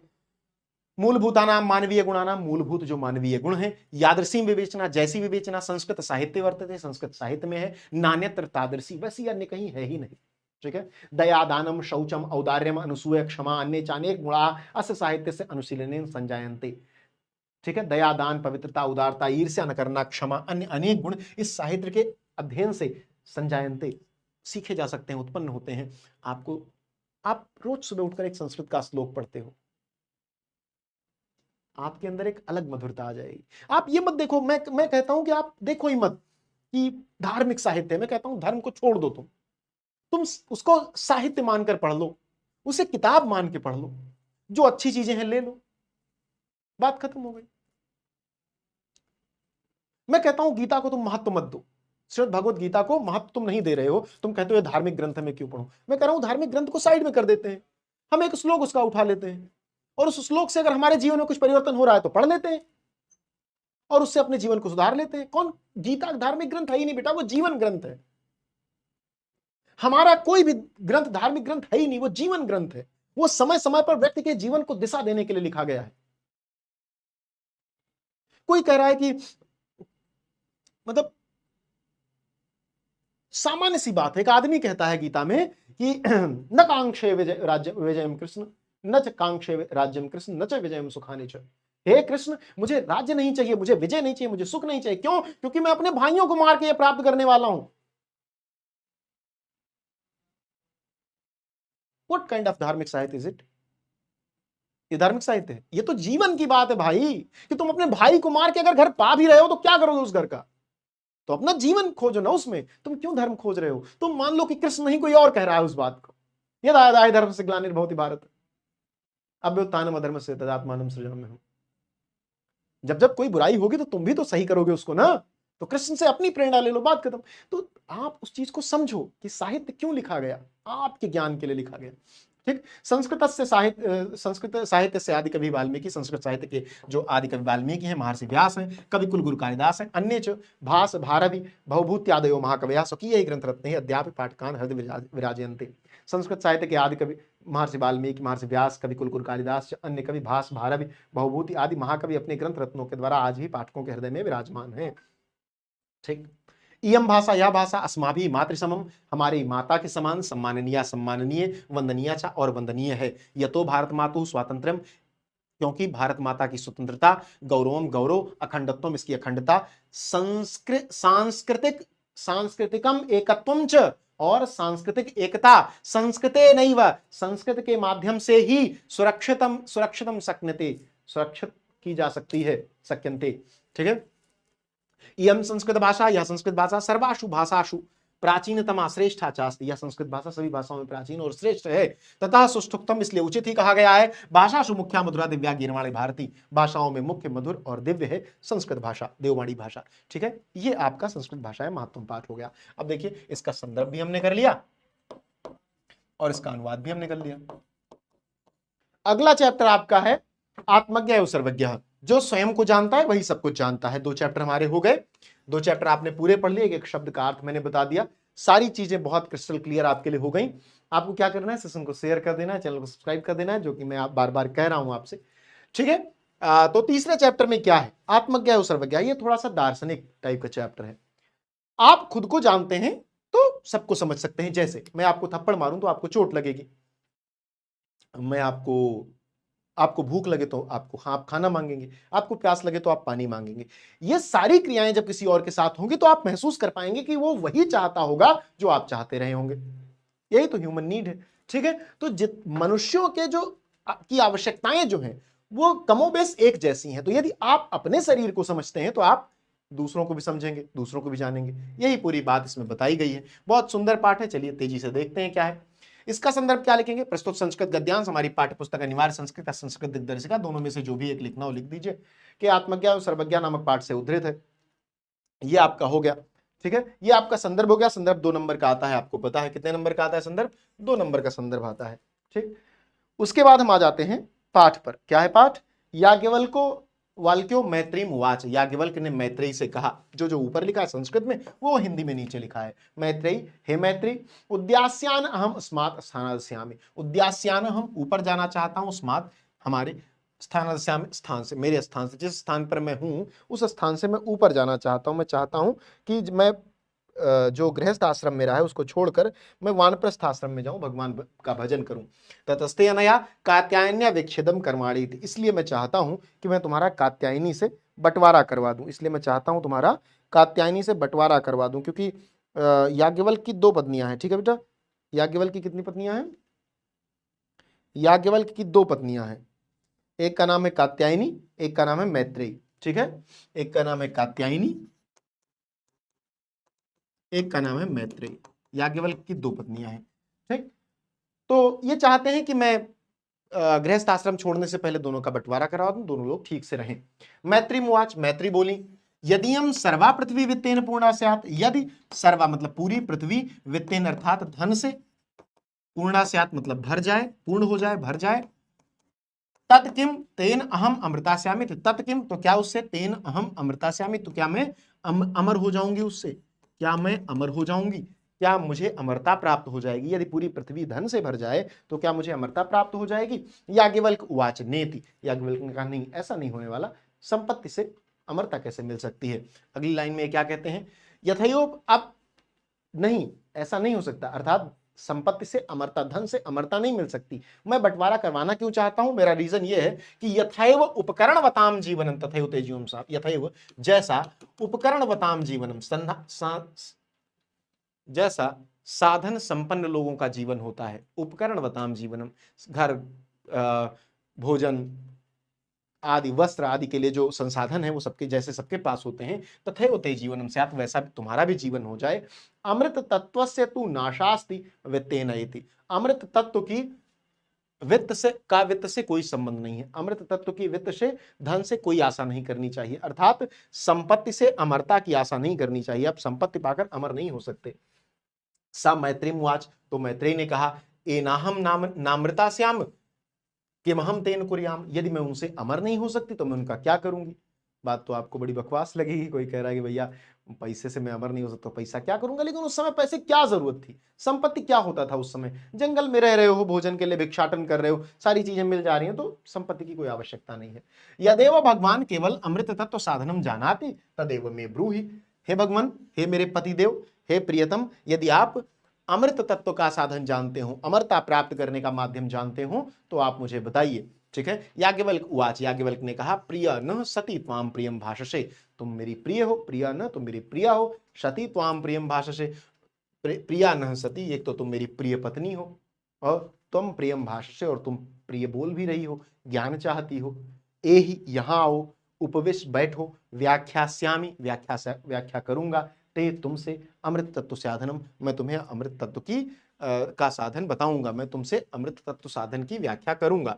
ठीक है, इसका जो यहां लिखा है उसका अर्थ नीचे लिखा है, जो यहां उसका अर्थ नीचे, मैंने क्यों लिख दिया? आपकी सुविधा के लिए। आप इसका क्या करेंगे? स्क्रीनशॉट लेते रहेंगे। बहुत से बच्चे पूछते हैं कि सर इसको टेलीग्राम में मिल जाएगा तो स्क्रीनशॉट क्यों ले? मैं कहता हूं मान लो तुम आज की क्लास आज ही देख रहे हो तो तुमको टेलीग्राम में बड़ी आसानी से मिल जाएगा, लेकिन अगर तुम आज के 4 महीने बाद देख रहे हो, साल भर बाद देख रहे हो, ठीक है, जब ये क्लास अपलोड हुए यूट्यूब पर 1 साल हो चुका है तब देख रहे हो, क्योंकि ये जब यूपी बोर्ड के सिलेबस में जब तक ये चैप्टर है तब तक इंपॉर्टेंट है, तो तुम अगर स्क्रीनशॉट ले लोगे, किसी भी स्कैनर वाले ऐप में, किसी भी स्कैनर वाले ऐप में डालोगे और उसकी पीडीएफ बना लोगे तो तुम्हें बवाल से छुट्टी मिल जाएगी।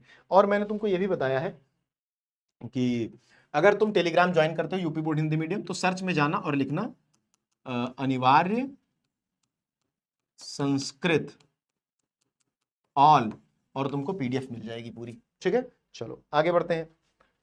याज्ञवल्क्य उवाच, नवा अरे मैत्रेयी पत्युः कामाय पतिः प्रियो भवति। अब ये बता रहे हैं अमृत तत्व का साधन। ये कहते हैं कि हे मैत्रेयी, पत्युः कामाय, पति की कामना से पति प्रिय नहीं होता, अर्थात कोई स्त्री इसलिए पति नहीं चाहती कि सबके पास पति है, बल्कि आत्मनस्तु वै कामाय पति प्रियो भवति, बल्कि हर स्त्री की जो अपनी कामना है उसकी पूर्ति के लिए उसको पति चाहिए होता है। ठीक है, उसकी रक्षा करेगा, उसके लिए भोजन की व्यवस्था करेगा, उसकी सुरक्षा करेगा, और वंश वृद्धि में उसकी सहायता करेगा। इसके लिए हर स्त्री को पति की आवश्यकता होती है, कि सबके पास पति है। ठीक है, अपनी कामना से पति चाहिए। सबके पास है, इस कामना से पति नहीं चाहिए। नवा अरे जाया कामाय जाया प्रियो भूति, जाया माने पत्नी, ठीक है। और न ही किसी पुरुष को पत्नी इसलिए चाहिए कि सबके पास है, बल्कि पत्नी क्यों चाहिए? क्योंकि आत्मनस्तु वे कामाय, आत्मनस्तु अपनी कामना के लिए, उसके लिए भोजन पकाएगी। क्योंकि जिस समय की बात हो रही है उस समय औरतें घर के काम करती थी, आज तो औरतें नौकरी कर रही हैं, आज की कहानी नहीं है ये, ठीक है। तो कहते हैं कि घर के मतलब मेरा घर संभालेगी, मेरे बच्चे पैदा करेगी, मेरे लिए भोजन बनाएगी, आदि आदि के लिए पत्नी तब पुरुषों को चाहिए होती थी, ठीक है। तो पति या पत्नी इसलिए किसी को नहीं चाहिए होते कि सबके पास है, बल्कि इसलिए चाहिए होते कि हमारी अपनी इच्छाएं पूरी हो सकें, ठीक है। नवा अरे पुत्र से वित्त से चकामाय पुत्रो वित्तम प्रियम भवति, ना ही पुत्र और धन, किसी के पास बहुत संपत्ति है, वो संपत्ति क्यों चाहता है कि मैं अपने बैंक में रखे रहूं? नहीं, मैं अपना खाना खरीदूं, मैं अपनी गाड़ी खरीदूं, इसलिए संपत्ति चाहता है। ऐसे कोई व्यक्ति बेटा क्यों चाहता है? हमारे यहाँ सनातन धर्म में मान्यता है कि बेटा जब मुखाग्नि देगा तभी आप स्वर्ग जाओगे, साथ ही बुढ़ापे में बेटा सहारा बनेगा, बेटा भोजन कराएगा बुढ़ापे में जब चलने लायक नहीं रहोगे। तो बेटा और धन सिर्फ इसलिए नहीं चाहिए कि सबके पास है, बल्कि इसलिए चाहिए आत्मनस्तु वै कामाय, अपनी इच्छा के लिए बेटा और धन चाहिए, ठीक है। उसी प्रकार नवा सर्वस्व कामाय सर्वम प्रियम भवति, आत्मनस्तु वै कामाय सर्वम प्रियम भवति, ठीक है। इसीलिए याज्ञवल्क्य कहते हैं कि सर्वस्व कामाय सर्वम प्रियम भवति, नवा न ही सब कुछ की कामना इसलिए होती है कि सबके पास है, आत्मनस्तु वै कामाय, तुम्हें घर चाहिए, गाड़ी चाहिए, फोन चाहिए, बिस्तर चाहिए, खाना चाहिए, पानी चाहिए, ये इसलिए नहीं चाहिए कि सबके पास है इसलिए मुझे भी चाहिए, बल्कि इसलिए चाहिए क्योंकि इनकी तुमको जरूरत है। तो तुम्हें जो भी तुम्हारे पास है वो तुम्हारी आवश्यकता के लिए है, सबके पास है इसलिए नहीं है, तुम्हारी आवश्यकता अगर वो है तो ठीक है, ठीक है। तस्माद, इसलिए आत्मा व अरे मैत्री, जो हमारी आत्मा है, जो हमारे अंदर का जो मन है, जो हमारी अंतर्दृष्टि है, जो हमारी इच्छाएं हैं, वही द्रष्टव्य देखने योग्य है, दर्शनार्थम दर्शन करने योग्य है, श्रोतव्य सुनने योग्य है, मंतव्य मनन करने योग्य है, निधिध्यातितव्यश्च अर्थात ध्यान करने योग्य है, ठीक है। हम स्वयं को जान लें, हम अपने मन को जान लें, अपने मन को खंगालें, हम ध्यान करें, हम समझें कि हमारा मन किस चीज की इच्छा करता है, ठीक है। आत्मनः खलु दर्शनेन इदम सर्वम वित्तम भवति, यदि केवल आप अपनी आत्मा का दर्शन करोगे तो आप समझ पाओगे पूरी दुनिया में किसको क्या आवश्यकता है। क्यों? क्योंकि आपका जीवन भी आपकी आवश्यकता पर निर्भर करता है। आपको जब भोजन की आवश्यकता होती है तो आपको खाना चाहिए होता है, ऐसे ही दुनिया में सबको जब भोजन की आवश्यकता होती है तब खाना चाहिए होता है। एक बात बताओ, केवल इसलिए कि सबके सामने थाली रखी है, तुम्हारे सामने भी थाली रखी जाए, या फिर तुमसे पूछा जाएगा कि तुम्हें भूख लगी है तब तुम खाना खाओगे? तो भूख लगेगी तब खाना चाहिए भाई, थाली ऐसे तो नहीं चाहिए, ठीक है। तो ये आपका कि अरे पुत्र एवं धन की कामना के लिए पुत्र एवं धन प्रिय नहीं होते, वरन अपनी ही कामना के लिए पुत्र एवं धन प्रिय होते हैं। सबकी कामना के लिए सब प्रिय नहीं होते, सब अपनी ही कामना के लिए प्रिय होते हैं। इसलिए हे मैत्रेयी, आत्मा ही देखने योग्य है, दर्शनार्थ है, सुनने योग्य है, मनन करने योग्य है, ध्यान करने योग्य है। आत्म दर्शन से अवश्य ही सब ज्ञात हो जाता है। जब तुम अपनी आवश्यकताएं समझने लगोगे तो दूसरों की आवश्यकताएं भी समझने लगोगे। ये पाठ बहुत छोटा था, तो ये पाठ ये पूरा हो जाता है यहीं पर। आगे बढ़ते हैं। उसके बाद आपके सामने जातक कथा आती है। इसमें एक उल्लू की कहानी है और एक मोर की कहानी है। उल्लू की कहानी मोर की कहानी से जुड़ी हुई है। आइए देखते हैं, बड़ी इंटरेस्टिंग कहानी है जातक कथा, ठीक है। इसका भी संदर्भ आप कैसे लिखोगे? प्रस्तुत संस्कृत गद्यांश हमारी पाठ्य पुस्तक अनिवार्य संस्कृत या संस्कृत दिग्दर्शिका के जातक कथा नामक पाठ से लिया गया है। उल्लूक जातक और नृत्य जातक जातक कथा के हिस्से हैं, तो पाठ का नाम हमेशा जातक कथा ही रहेगा। क्या है उल्लूक जातक? सबसे पहले हिस्सा है उसका कि अतीते प्रथम कल्पे, अतीते प्राचीन काल में, प्रथम कल्पे प्रथम कल्प में, समय के पहले भाग में, शुरुआत में समय के, जनाह लोगों ने एकम अभिरूपम, एक बहुत सुंदर, सौभाग्य प्राप्तम सौभाग्यशाली, सर्वकार परिपूर्णम सभी गुणों से संपन्न, सर्वगुण संपन्न पुरुषम पुरुष को राजानम अकुर्वन राजा बनाया। अतीते प्रथम कल्पे, समय की शुरुआत में, प्राचीन काल में, ठीक है।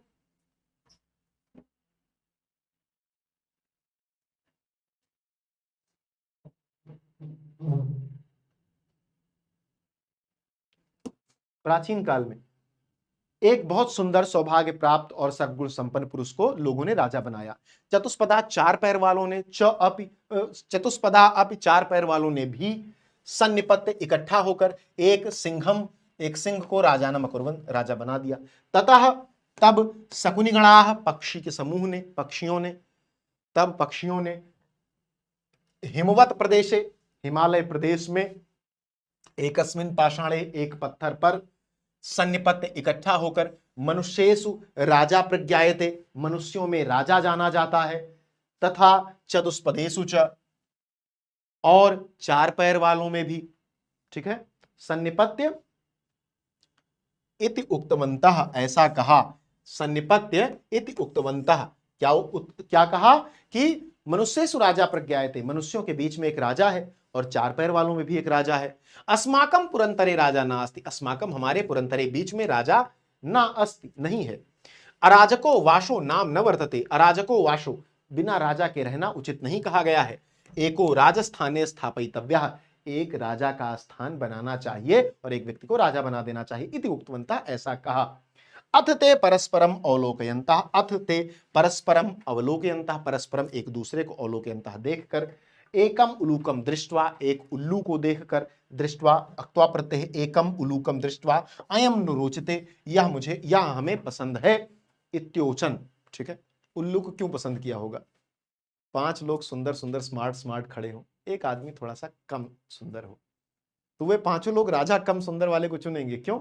क्योंकि उनमें अपने में विरोध है ना, कि मैं ज्यादा हूं कि तुम ज्यादा हो, कि तुम ज्यादा हो, लेकिन उस पर सबको संशय है कि भैया वो खराब है, तो खराब वाले को चुन लिया। तो सबने कहा कि उल्लू को चुन लो। ठीक है, सबका अर्थ नीचे लिखा हुआ है, इसका स्क्रीनशॉट लेते रहो आप। जैसे मान लो मैंने यहां कहा अस्माकं पुरंतरे राजा नास्ति, इस लाइन का अर्थ बिल्कुल इसके नीचे यहां पर लिखा हुआ है, किंतु हमारे बीच कोई राजा नहीं है। मैंने बिल्कुल इस तरह से इसको डिजाइन किया है कि आपको कोई असुविधा न हो किसी प्रकार की। अथैकः शकुनिः सर्वेषां मध्य आदाशाय ग्रहणार्थम त्रिक्त्वा अश्रावयत्, अथैकः, अथ एकः, इसलिए एक शकुनी पक्षी ने, सर्वेषां सभी लोगों के, मध्य बीच में, आदासाय ग्रहणार्थम आदेश ग्रहण करने के लिए, त्रिक्त्वा 3 बार अश्रावयत् बोला। क्या बोला? यही की मतलब घोषणा की कि उल्लू राजा होगा, उल्लू राजा होगा, उल्लू राजा होगा। आप लोग तैयार हैं कि नहीं? अपना विचार बताइए। ततः तब एकः काकः, एक कौवे ने उत्थाय, उठकर कहा, क्या कहा? तिष्ठ तावत्, बैठ जाओ। उस पक्षी को जो घोषणा करने के लिए खड़ा हुआ था, कौवा खड़ा, उससे बोला बैठ जाओ। अब अस्य एतस्मिन् राज्याभिषेक काले एवं रूपम मुखम, अश्य, इस उल्लू को देखो, एतस्मिन् राज्याभिषेक काले, इस समय जब इसका राज्याभिषेक हो रहा है उस समय पर, एवं रूपम मुखम, इसका ऐसा रूप और मुख है, क्रुद्धस्य च कीदृशं भविष्यति, और अगर यह क्रोधित हुआ तो कैसा होगा? अनेन ही क्रुद्धेन अवलोकिताः, जब यह, इसका जो चेहरा है, अगर ये जब क्रोध में होगा, राजा हो जाएगा और क्रोध में हमें देख लेगा, वयम, हम लोग, तप्त कटाहे, गर्म कड़ाही में, प्रक्षिप्तस्तिला, जिस प्रकार गर्म कड़ाही में तिल फेंका जाता है और भुन जाता है, उसी प्रकार इव तत्र तत्रैव, हम लोग भी वैसे ही भुन जाएंगे। ठीक है, जैसे क्रोधित होने पर हम सब गर्म कड़ाही में डाले गए तिलों से जहां के तहां जल जाएंगे, भुन जाएंगे। ठीक है, ईदृशो राजा मह्यम न रोचते, ऐसा राजा मुझे अच्छा नहीं लगता। इति आह इत्याह, इति आह, क्या कौन सी संधि होगी? कमेंट सेक्शन में बताओ। इति आह इत्याह हो गया, कौन सी संधि होगी? इस प्रकार कहा। ठीक है, इत्याह, इस प्रकार कहा, मुझे ऐसा राजा पसंद नहीं है, इस प्रकार कहा। सभी लोग इसका स्क्रीनशॉट ले लेंगे बेटा। ठीक है, और उसके बाद एक श्लोक कहता है, कौवा, पहले भाई पक्षी विद्वान होते थे, कौवे ने कहा, न मे रोचते भद्रम यह वह उलूकस्य विसेचनम अक्रुद्धस्य मुखम पश्य कथम क्रुद्धो भविष्यति, मुझे इस कौवे का मुंह नहीं अच्छा लगा। क्या मुंह है इसका? खराब सा मुंह है, मुझे अच्छा लगा। अक्रुद्धस्य मुखम पश्य, इसका बिना क्रोधित हुआ वाला मुंह देखो। अगर ये क्रोधित हो गया तो हम लोग तो जल मरेंगे, जल कुकड़ू हो जाएंगे, तिल जैसे जलता है गर्म कड़ाही में, जल भुन जाएंगे। ठीक है, स एवं उक्त्वा, स एवं उक्त्वा, वह ऐसा कहकर, मह्यम न रोचते, मह्यम न रोचते, वह कहने लगा, कौवा बार बार कहने लगा, मुझे अच्छा नहीं लगता, मुझे अच्छा नहीं लगता। इति विरुवन, ऐसा उच्चरित करते हुए, ऐसा बार बार रिपीट करते हुए, आकाशे उद्पतत, आकाश में उड़ गया। उलूको अपि उत्थाय, उल्लू भी उठकर, एनम अन्वधावत, उसके पीछे दौड़ पड़ा। तत् आरभ्य, तब से शुरू करके, तौ, वे दोनों, अन्योन्य वैरिणौ, एक दूसरे के शत्रु, जातौ, जाने जाते हैं। ठीक है, शकुनयः अपि, पक्षी भी, सुवर्ण हंसम राजानम कृत्वा, सुनहरे हंस को राजा बनाकर, अगमन, चले गए। ठीक है, अब भाई तुम राजा बनने जा रहे हो, सबने कह दिया है कि तुम राजा होगे। अचानक से एक आदमी खड़ा होता है और कहता है, क्या काला कलूटा आदमी है ये, मुंह देखो इसका, ये राजा बनेगा, मैं नहीं मानता इसका ऐसा राजा, मुझे नहीं अच्छा लगता। अब भाई लोकतंत्र में तो सबके विचार से बनना था, एक भी आदमी ने मना कर दिया तो नहीं बन पाओगे, तो तुम उसके दुश्मन बन जाओगे, भागोगे उसके पीछे मारने के लिए। वही हाल यहां भी हुआ। तो ये लोग सुनहरे हंस को राजा बनाकर चले गए। अब आगे की कहानी सुनहरे हंस से संबंधित है। क्या कहानी है? नृत्य जातक की कहानी है। बहुत सुंदर कहानी ये भी है कि अतीते प्रथम कल्पे, समय की शुरुआत में, प्राचीन काल में प्रथम कल्प में चतुष्पदाह 4 पैरों वालों ने सिंघम राजा नाम कुर्बन, सिंह को राजा बनाया। मत्स्याह मछलियों ने आनंद मत्स्यम, मछलियों ने आनंद मत्स्य को आनंद मछली को राजा बनाया। शकुनया सुवर्ण हंसम, और पक्षियों ने सुनहरे हंस को। तस्य पुनः सुवर्ण राजहंस से दुहिता हंस पोतिका अतीव रूपवती आसीत। उसके बाद क्या हुआ? जो तस्य पुनः, उस जो सुवर्ण हंस था उसकी दुहिता, जो बेटी थी, दुहिता माने बेटी, हंस पोतिका नाम था उसका, अतीव बहुत ज्यादा, अतीव माने बहुत ज्यादा, रूपवती आसीत बहुत सुंदर थी, आसीत माने थी, आसीत आस्ताम आसन, ठीक है, थी। सह तस्यै वरम दात, उसने तस्यै सुनहरे हंस ने अपनी बेटी को वरम दात, वर दिया, यत की सा वह आत्मनिश्चित तरुचितम, अपने मन पसंद के स्वामिनम पति को वृणुयात, वर्ण करेगी। ठीक है, उस हंस ने, सुनहरे हंस ने अपनी बेटी को ये आशीर्वाद दिया, ये वचन दिया, ये वरदान दिया कि तुम अपने मन से अपना पति चुनोगी, जो जिससे तुमको होगी उसी से विवाह करूंगा। ठीक है, इसका अर्थ नीचे लिखा हुआ है। अब उसके बाद क्या हुआ? हंस राजा तस्यै वरम दत्वा, हंसराज ने उसको आशीर्वाद दे दिया। आशीर्वाद देकर हिमवती शकुनि संगे सन्निपतत, हिमवती उसी हिमालय के प्रदेश में शकुनि संगे, पक्षियों के समूह में सन्निपतत मतलब वो भी उतरा, वहां पर इकट्ठा हुआ। क्यों इकट्ठा हुआ? क्योंकि भाई स्वयंवर करना है, सभी पक्षियों को बुलाएगा, हंस पोतिका जिसको पसंद कर लेगी उसके साथ शादी कर देगा, तो सभी को बुलाना पड़ेगा ना। और देखो ऐसा नहीं है कि केवल हंसों को बुलाया है, सबको बुलाया है। नाना प्रकार हंस मयूरादयन, विभिन्न प्रकार के हंस, मोर, शकुनि गणा और बहुत सारे पक्षी समागत आकर एकस्मिन, एक महति बहुत बड़े पाषाण तले, पत्थर के नीचे सन्निपतन इकट्ठा हुए। एक बहुत बड़े पत्थर के नीचे सभी लोग आकर के इकट्ठा हुए। हंसराज ने आत्मनः चित्तरुचितम स्वामिकम आगत्य, ठीक है, वृणुयात इति दुहितरम आदिदेश। ठीक है, हंसराज ने अपनी बेटी से कहा कि आगत्य आकर, वृणुयात वर्ण करो, आत्मनः अपने, चित्तरुचितम मन को पसंद, स्वामिकम स्वामी का, ठीक है, ऐसा दुहितरम आदिदेश, अपनी बेटी को आदेश दिया। हंस ने अपनी बेटी से कहा कि आओ और देखो सब लोग आ गए हैं, किस कौन पसंद है तुमको, कर लो शादी उससे। ठीक है, आगे क्या हुआ? सा शकुनि संके अवलोकयन्ती, उसने, उस लड़की ने, जो हंस पोतिका थी, उसने पक्षियों के समूह को देखा। मणिवर्ण ग्रीवम चित्र प्रेक्षणम मयूरम दृष्ट्वा, मणिवर्ण ग्रीवम, ग्रीव माने गला, मणिवर्ण मणि के समान चमकदार गला। हंस, मोर देखे हो ना, मोर का गला खूब चमकीला होता है। चित्र प्रेक्षणम, और उसके शरीर पर जो सुंदर सुंदर वो चित्र बने हुए थे, रंग सदृश गर्दन था, रंग बिरंगे पंख वाले मोर को देखकर इत्यभाषत, ऐसा कहा, क्या कहा? अयम में स्वामी को भवतु, यह मेरा स्वामी होगा, यह मेरा पति होगा, ऐसा कहा। जैसे मान लो तुम्हारी शादी हो रही हो, अब स्वयंवर है, तुम बैठे हुए हो, राजा हो, आए हो, अचानक से एक लड़की कहती है मैं इससे शादी करूंगी, थोड़ा तो घमंड आएगा तुमको, कह रहे यार मुझे चुन लिया। ऐसे मोर को भी घमंड आ गया। मोर भाई साहब बर्दाश्त नहीं कर पाए अपना जोश, उन्होंने कहा मयूरः अद्यापि तावन में बलम न पश्यसि इति अति गर्वेण। मयूर भाई खड़े हो गए, कहा कि तुमने मुझे पसंद किया है, अभी तो तुमने मेरा बल ही नहीं देखा, आप देखो। और अति गर्वेण लज्जांच त्यक्त्वा, गर्व से कहा और लज्जा को त्याग कर, तावन महतः शकुनि संगस्य मध्य पक्षौ प्रासार्य नर्तितुम आरब्धमान। अरे सला, क्या हो गया भाई? कहा तुमने अभी मेरी ताकत ही नहीं देखी, और लज्जांच त्यक्त्वा, अपनी लज्जा को छोड़कर, तावन महता शकुनि संघस्य मध्य, पक्षियों के समूह के बीच में, पक्ष उपरासारे, पंख फड़फड़ाकर, नर्तितुम आरब्धमान, नाचना शुरू कर दिया। नृत्यंचा प्रतिक्षन्नो बहुत, और नाचते नाचते नंगा हो गया आदमी। यार, राजा तुमसे अपनी बेटी की शादी करने जा रहा है और तुम ताकत नाचने में दिखा रहे हो। तुम कह रहे हो अभी तुमने मेरी ताकत नहीं देखी और नाचने, ये मतलब सोच के देखो कि कोई आदमी कहे कि मैं बहुत ताकतवर हूं, नाचने लगे, ये कौन सी ताकत है भाई? अजीब ताकत है। ठीक है, सुवर्ण राजहंसा लज्जिता, सोने का भाई सुनहरा हंस जो था, राजा था, वो लज्जित हो गया कि भाई मैं जिससे मेरी बेटी शादी करने जो नाचने लगा। अस्य नैव हरि अस्ति न बर्हाणाम समुत्थाने लज्जा, इसे न तो संकोच है न पंखों के ऊपर करने में लज्जा है। नास्मयी गतत्रपाय दुहितरम दास्यामि, इस निर्लज्ज को मैं अपनी बेटी नहीं दूंगा। स्वदुहितरम दास्यामि, नास्मयी न अस्मयी, मैं नहीं दूंगा अपनी बेटी को। बहुत बदतमीज आदमी है ये व्यक्ति। इत्य कथत इति अकथयत, ऐसा कहा।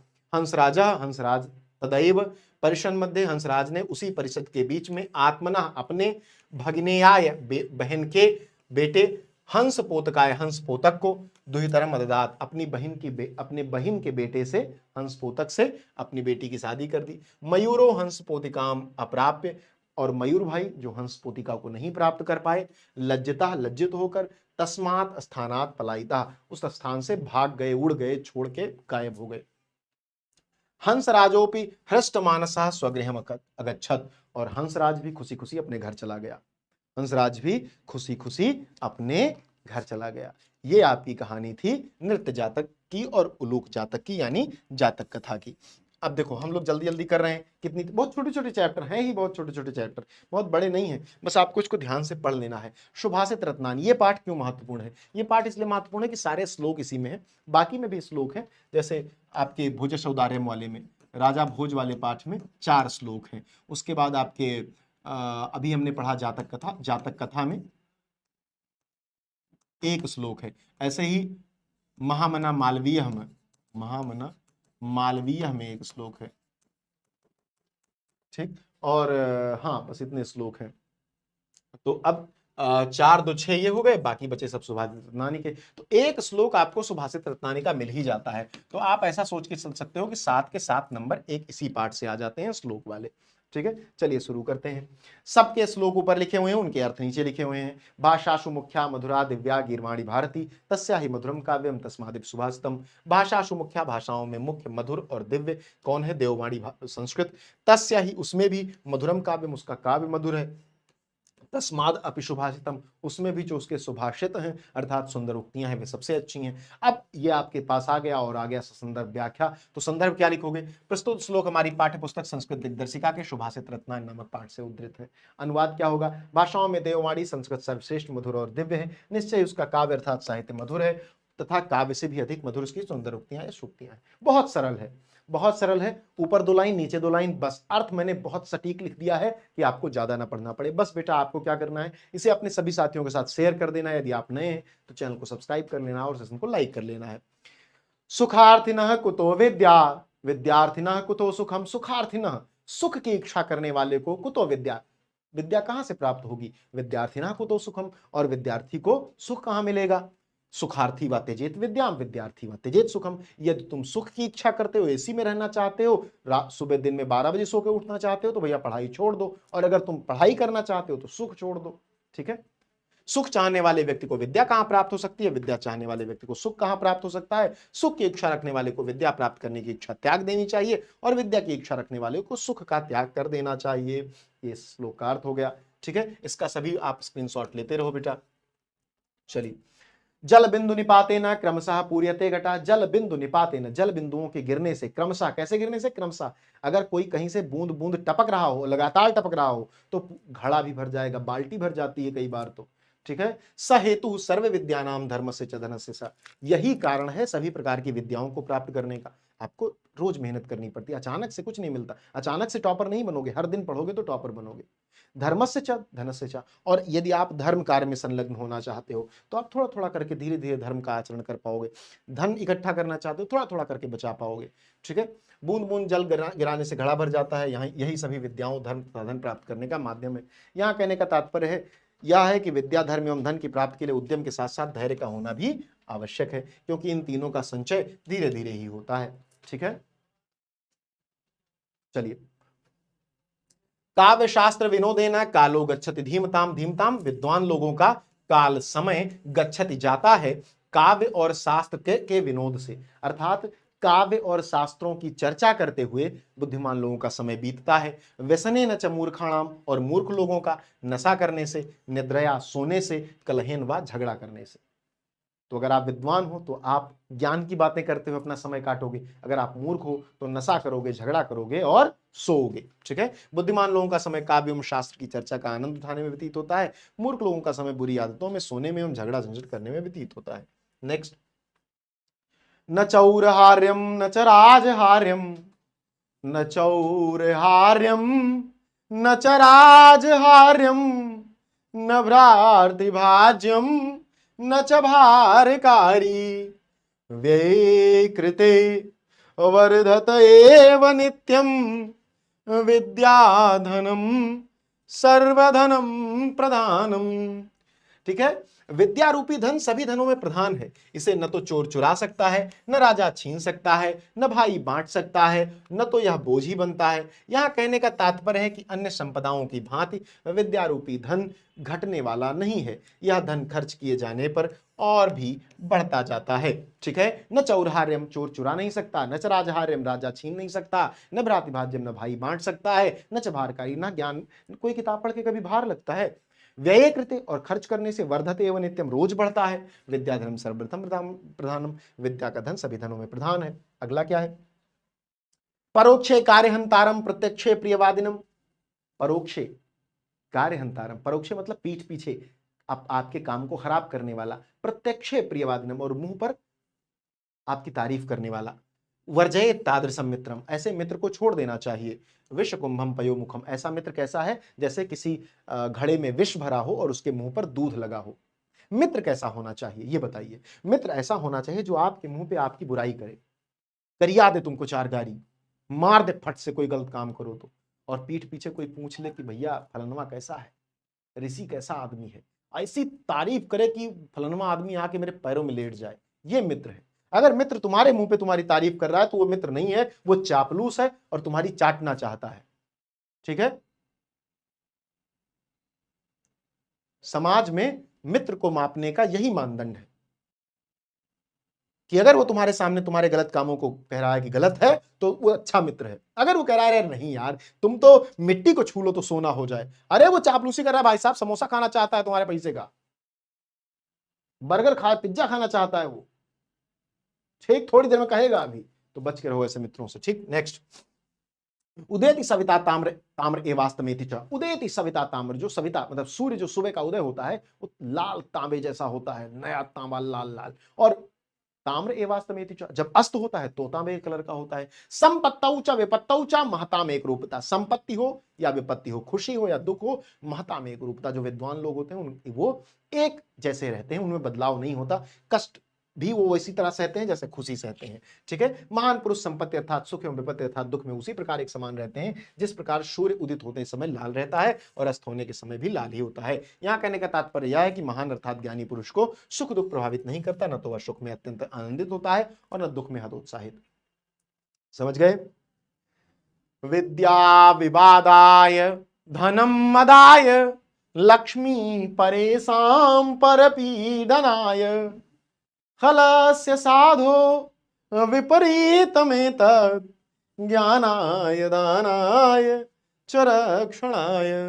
विद्या विवादाय, विद्या किस लिए होती है, विवाद के लिए, विद्या विवादाय, धनम मदाय, और धन घमंड के लिए होता है, शक्ति परेशान परपीडनाय, और शक्ति दूसरों को पीड़ित करने के लिए होती है। आप कहोगे सर ये तो गलत बात है, हाँ बेटा, ये खल ये दुष्ट लोगों के लिए है, दुष्ट लोगों के पास ज्ञान प्राप्त हो जाए, चौराहे पे चर्चा करने लगेंगे, धन मिल जाए तो दूसरों घमंड दिखाएंगे, खरीद लूंगा तुमको खड़े खड़े, शक्ति मिल जाए तो चार लोग पकड़ मार देंगे, चार थप्पड़, रिक्शे वाले को मार देंगे, ऑटो वाले को मार देंगे, अपने नौकर को मार देंगे, मतलब देखो ज्यादा बड़े, अपने से बड़े को मारने की शक्ति है नहीं, छोटों को मारेंगे। साधो विद्वान लोग जो होते हैं विपरीत होते हैं, किससे, दुष्टों से, कैसे, ज्ञानाय दानाय च रक्षणाय, अगर किसी अच्छे व्यक्ति को विद्या मिलती है तो ज्ञान देता है, दूसरों को पढ़ाता है लिखाता है, मेरे जैसा बन जाता है, मैं अच्छा आदमी हूं बेटा, केवल कह रहा हूं अंदर से नहीं हूं, लेकिन हाथी के खाने के और दिखाने के दांत अलग अलग होते हैं, तो मैं दिखाने के लिए अच्छा आदमी हूं। ठीक है, तो उस अच्छे आदमी के पास ज्ञान आया तो तुमको शिक्षा दे रहा है, पैसा आया तो दान कर रहा है, कर नहीं रहा हूं करूंगा। ठीक है, और अगर शक्ति आ गई तो रक्षण है, हाँ मतलब अगर मेरे पास शक्ति है तो मैं किसी को प्रताड़ित नहीं करता हूं, तो मैं अच्छा आदमी हूं। अगर अच्छे आदमी के पास पैसा आता है तो दान करता है, विद्या आती है तो ज्ञान देता है, शक्ति आती है तो दूसरों की रक्षा करता है। दैट इज ठीक है। इसको स्क्रीनशॉट ले लो, आगे बढ़ो। कुछ बच्चे कहते हैं सर स्क्रीनशॉट नहीं ले पाता, आप थोड़ा देर रुक जाए कीजिए। अरे भाई पॉज कर लो। सहसा विदधीत न क्रियाम अविवेक परमाम पदम। सहसा विदधीत न क्रियाम, कोई भी कार्य अचानक से नहीं करना चाहिए। अविवेक परम परमम आपदाम, अविवेक से, अज्ञानता से बहुत बड़ी आपदा आ सकती है, कोई भी कार्य अचानक से नहीं करना चाहिए। वृणुते ही विमस्य कारणम गुण लुब्धा स्वयमेव संपदा। वृणुते ही विमस्य कारणम, जो लक्ष्मी है वह वर्ण करती हैं किसका, संपत्तियां किसका वर्ण करती हैं, जो व्यक्ति गुणों का लोभी हो, अर्थात जो व्यक्ति गुणों पर रीझने, गुणों का की खान हो, उस पर संपत्तियां रीझ जाती हैं। ठीक है, ठीक है। तो अति शीघ्रता से बिना विचारे काम करना परिणाम हमेशा अहितकर ही होता है। वज्रादपि कठोराणि मृदूनि कुसुमादपि लोकोत्तराणाम चेतांसि को न विज्ञान तुम्हाराती। ठीक है, जो तेजस्वी व्यक्ति हैं उनके के वज्र से भी कठोर तथा पुष्प से भी कोमल चित्त को भला कौन जान सकता है। मतलब जो अच्छे लोग होते हैं वो आपके गलत करने पर बहुत कठोर हो जाएंगे और आपके अच्छा करने पर बहुत मृदु हो जाएंगे। तो उनके मन को कोई नहीं जानता कि कैसा है, कभी कठोर कभी मृदु। ठीक है।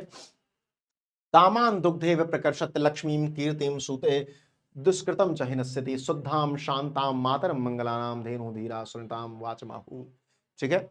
ज्ञानियों के सत्य और प्रिय शुभाषित वाणी, ज्ञानियों ने सत्य और प्रिय शुभाषित वाणी को शुद्ध शांति और मंगलों की माता रूपी गाय की संज्ञा दी है, जो इच्छाओं को दूहती है अर्थात पूर्ण करती है, दरिद्रता को हरती है, कीर्ति अर्थात यश को जन्म देती है एवं पाप का नाश करती है। इस प्रकार यहाँ सत्य और प्रिय मधुर वाणी को मानव सिद्धियों को पूर्ण करने वाली गाय बताया गया है।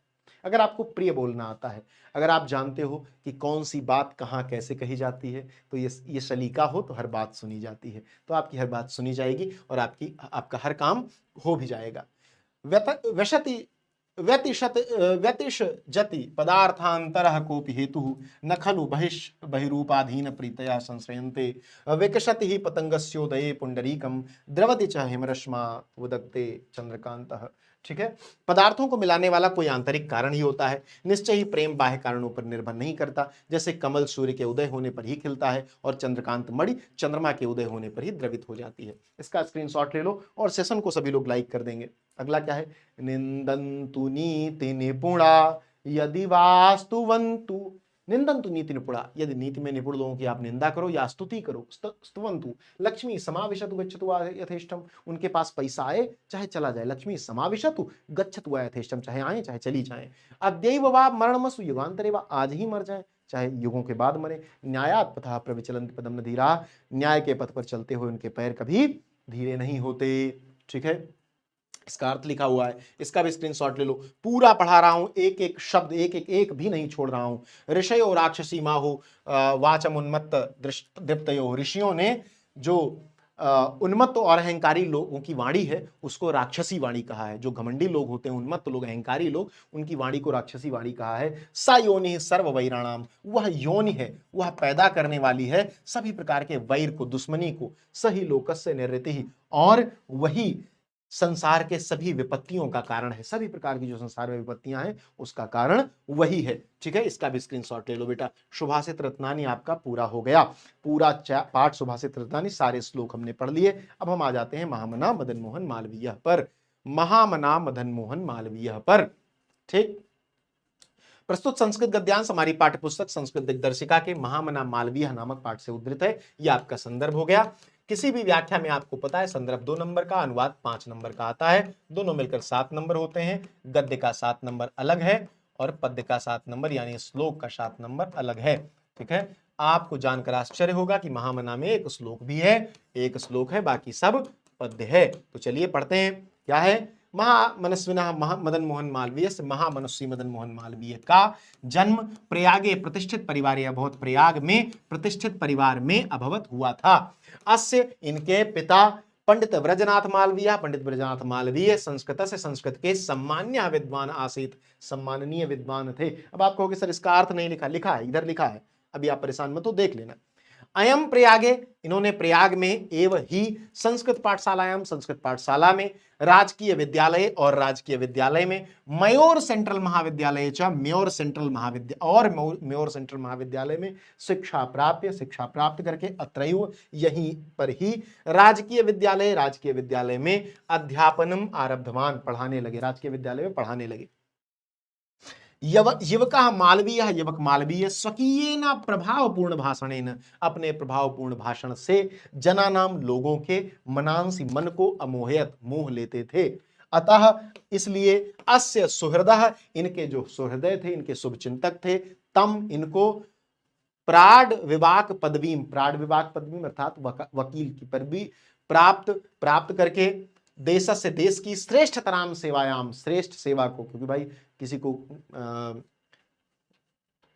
न्याय दिलाना श्रेष्ठ सेवा, कर्तुम प्रेरितवंता, इनके जो खास लोग थे, मैं बहुत ज्यादा बोलता हूं तो किशन सर अक्सर मुझसे कहा करते हैं कि सर आप वकील बन जाइए, अच्छा रहेगा। तो जब आप अच्छा बोलते हैं तो आपके मित्र कहते हैं वकील बन जाओ, नेता बन जाओ। तो वैसे इनके मित्रों ने भी कहा या भैया वकील बन जाओ और देश की सेवा करो।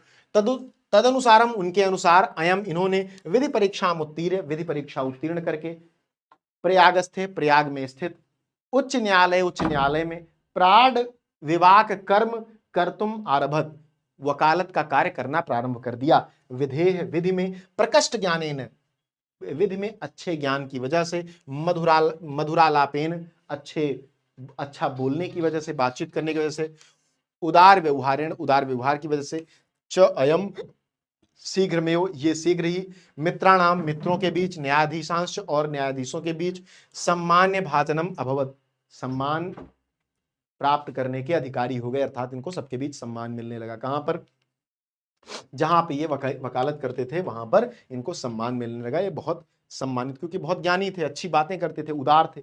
इसका पूरा हिंदी इधर लिखा हुआ है। महामना मदन मोहन मालवीय का जन्म प्रयाग के एक प्रतिष्ठित परिवार में हुआ था। इनके पिता पंडित ब्रजनाथ मालवीय संस्कृत के सम्मानीय विद्वान थे।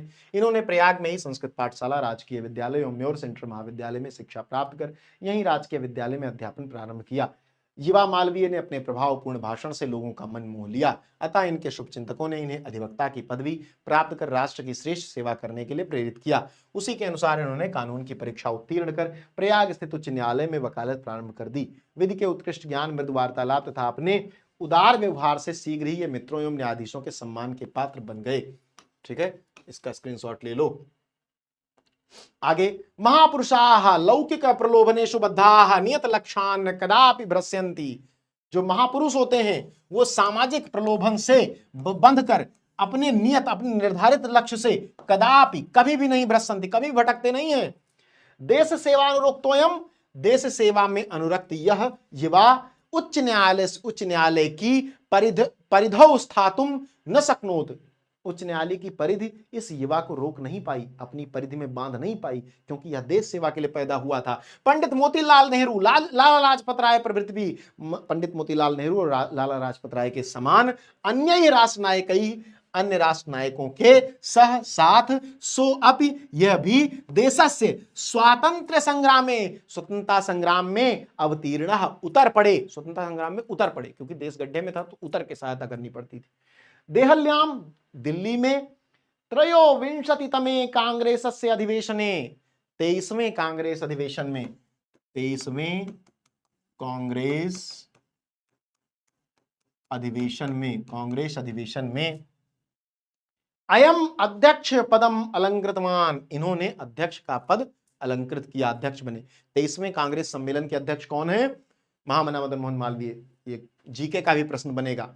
रोलेट एक्ट इत्याख्य से, रोलेट एक्ट जो कानून आया था, विरोधे से, इसके विरोध में, ओजस्वी भाषणम श्रुत्वा, इनके ओजस्वी भाषण को सुनकर, आंग्ल शासका, अंग्रेज शासक, भीता जाता, डर गए, अंग्रेज शासक डर गए इनकी बात सुनकर।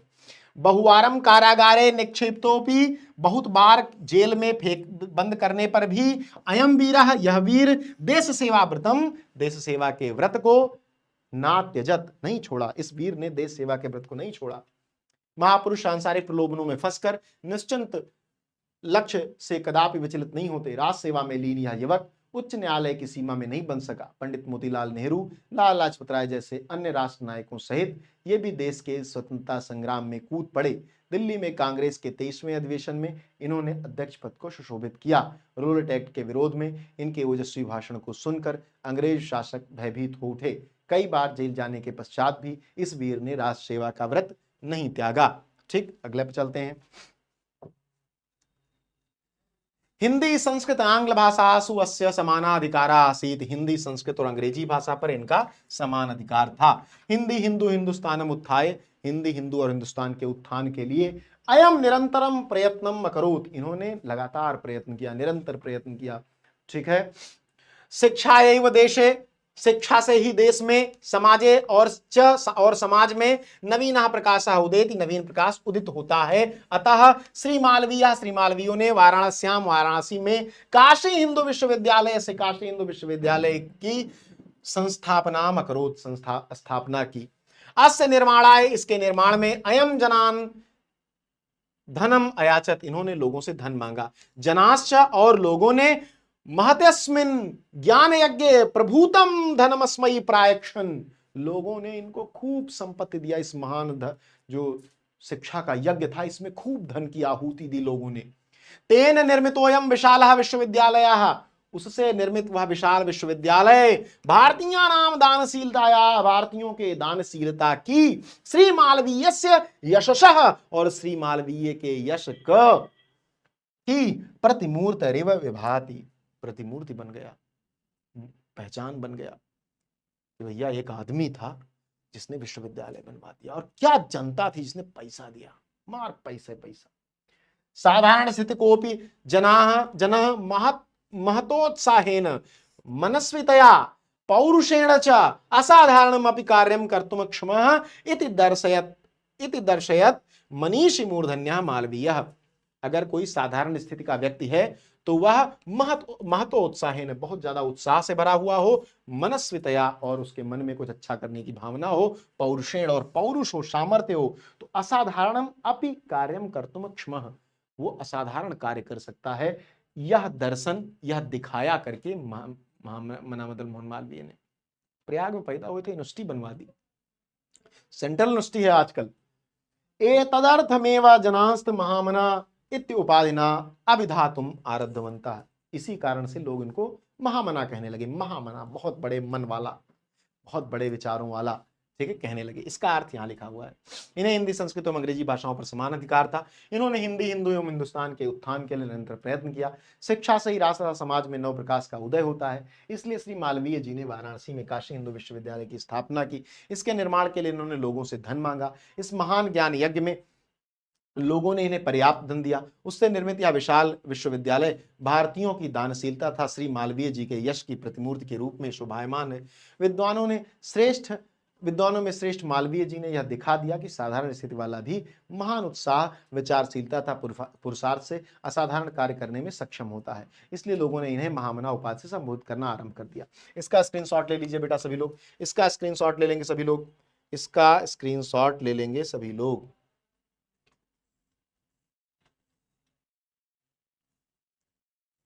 सभी लोग इसका स्क्रीनशॉट ले लेंगे जल्दी से।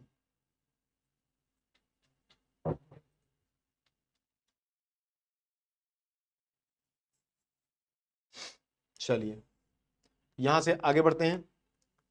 महामना विद्वान वक्ता, महामना विद्वान वक्ता थे, धार्मिक नेता, एक धार्मिक नेता थे, पटु पत्रकाराश्चासीत, और एक बहुत विद्वान पत्रकार थे।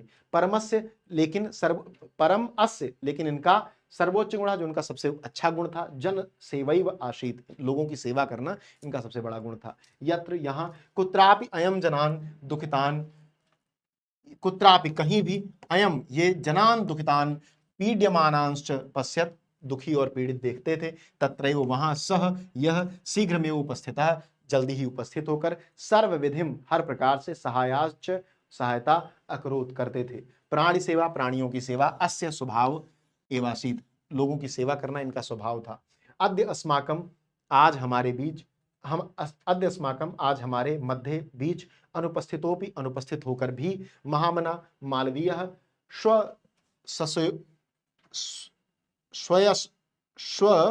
यशसो अपने यश से, मूर्ति रूपेण मूर्ति रूप में, प्रकाशम वितरण प्रकाश वितरित कर रहे हैं, अंधे तमस अंधेरे में, निमग्नान डूब चुके जनान लोगों को, सन्मार्गम दर्शयन सन्मार्ग अच्छा रास्ता दिखा रहे हैं, स्थाने स्थाने स्थान स्थान पर, जने जने लोगों लोगों में, उपस्थित एवं उपस्थित हैं, आज भी वो अपने विचारों के रूप में लोगों के बीच उपस्थित हैं। कभी जाइए बनारस हिंदू विश्वविद्यालय, मैं तो चाहता हूं कि आप 12th के बाद वहीं एडमिशन लीजिए और फिर देखिए महामना की बगीचे का हाल, क्या सुंदर बगीचा बनाया है महामना ने।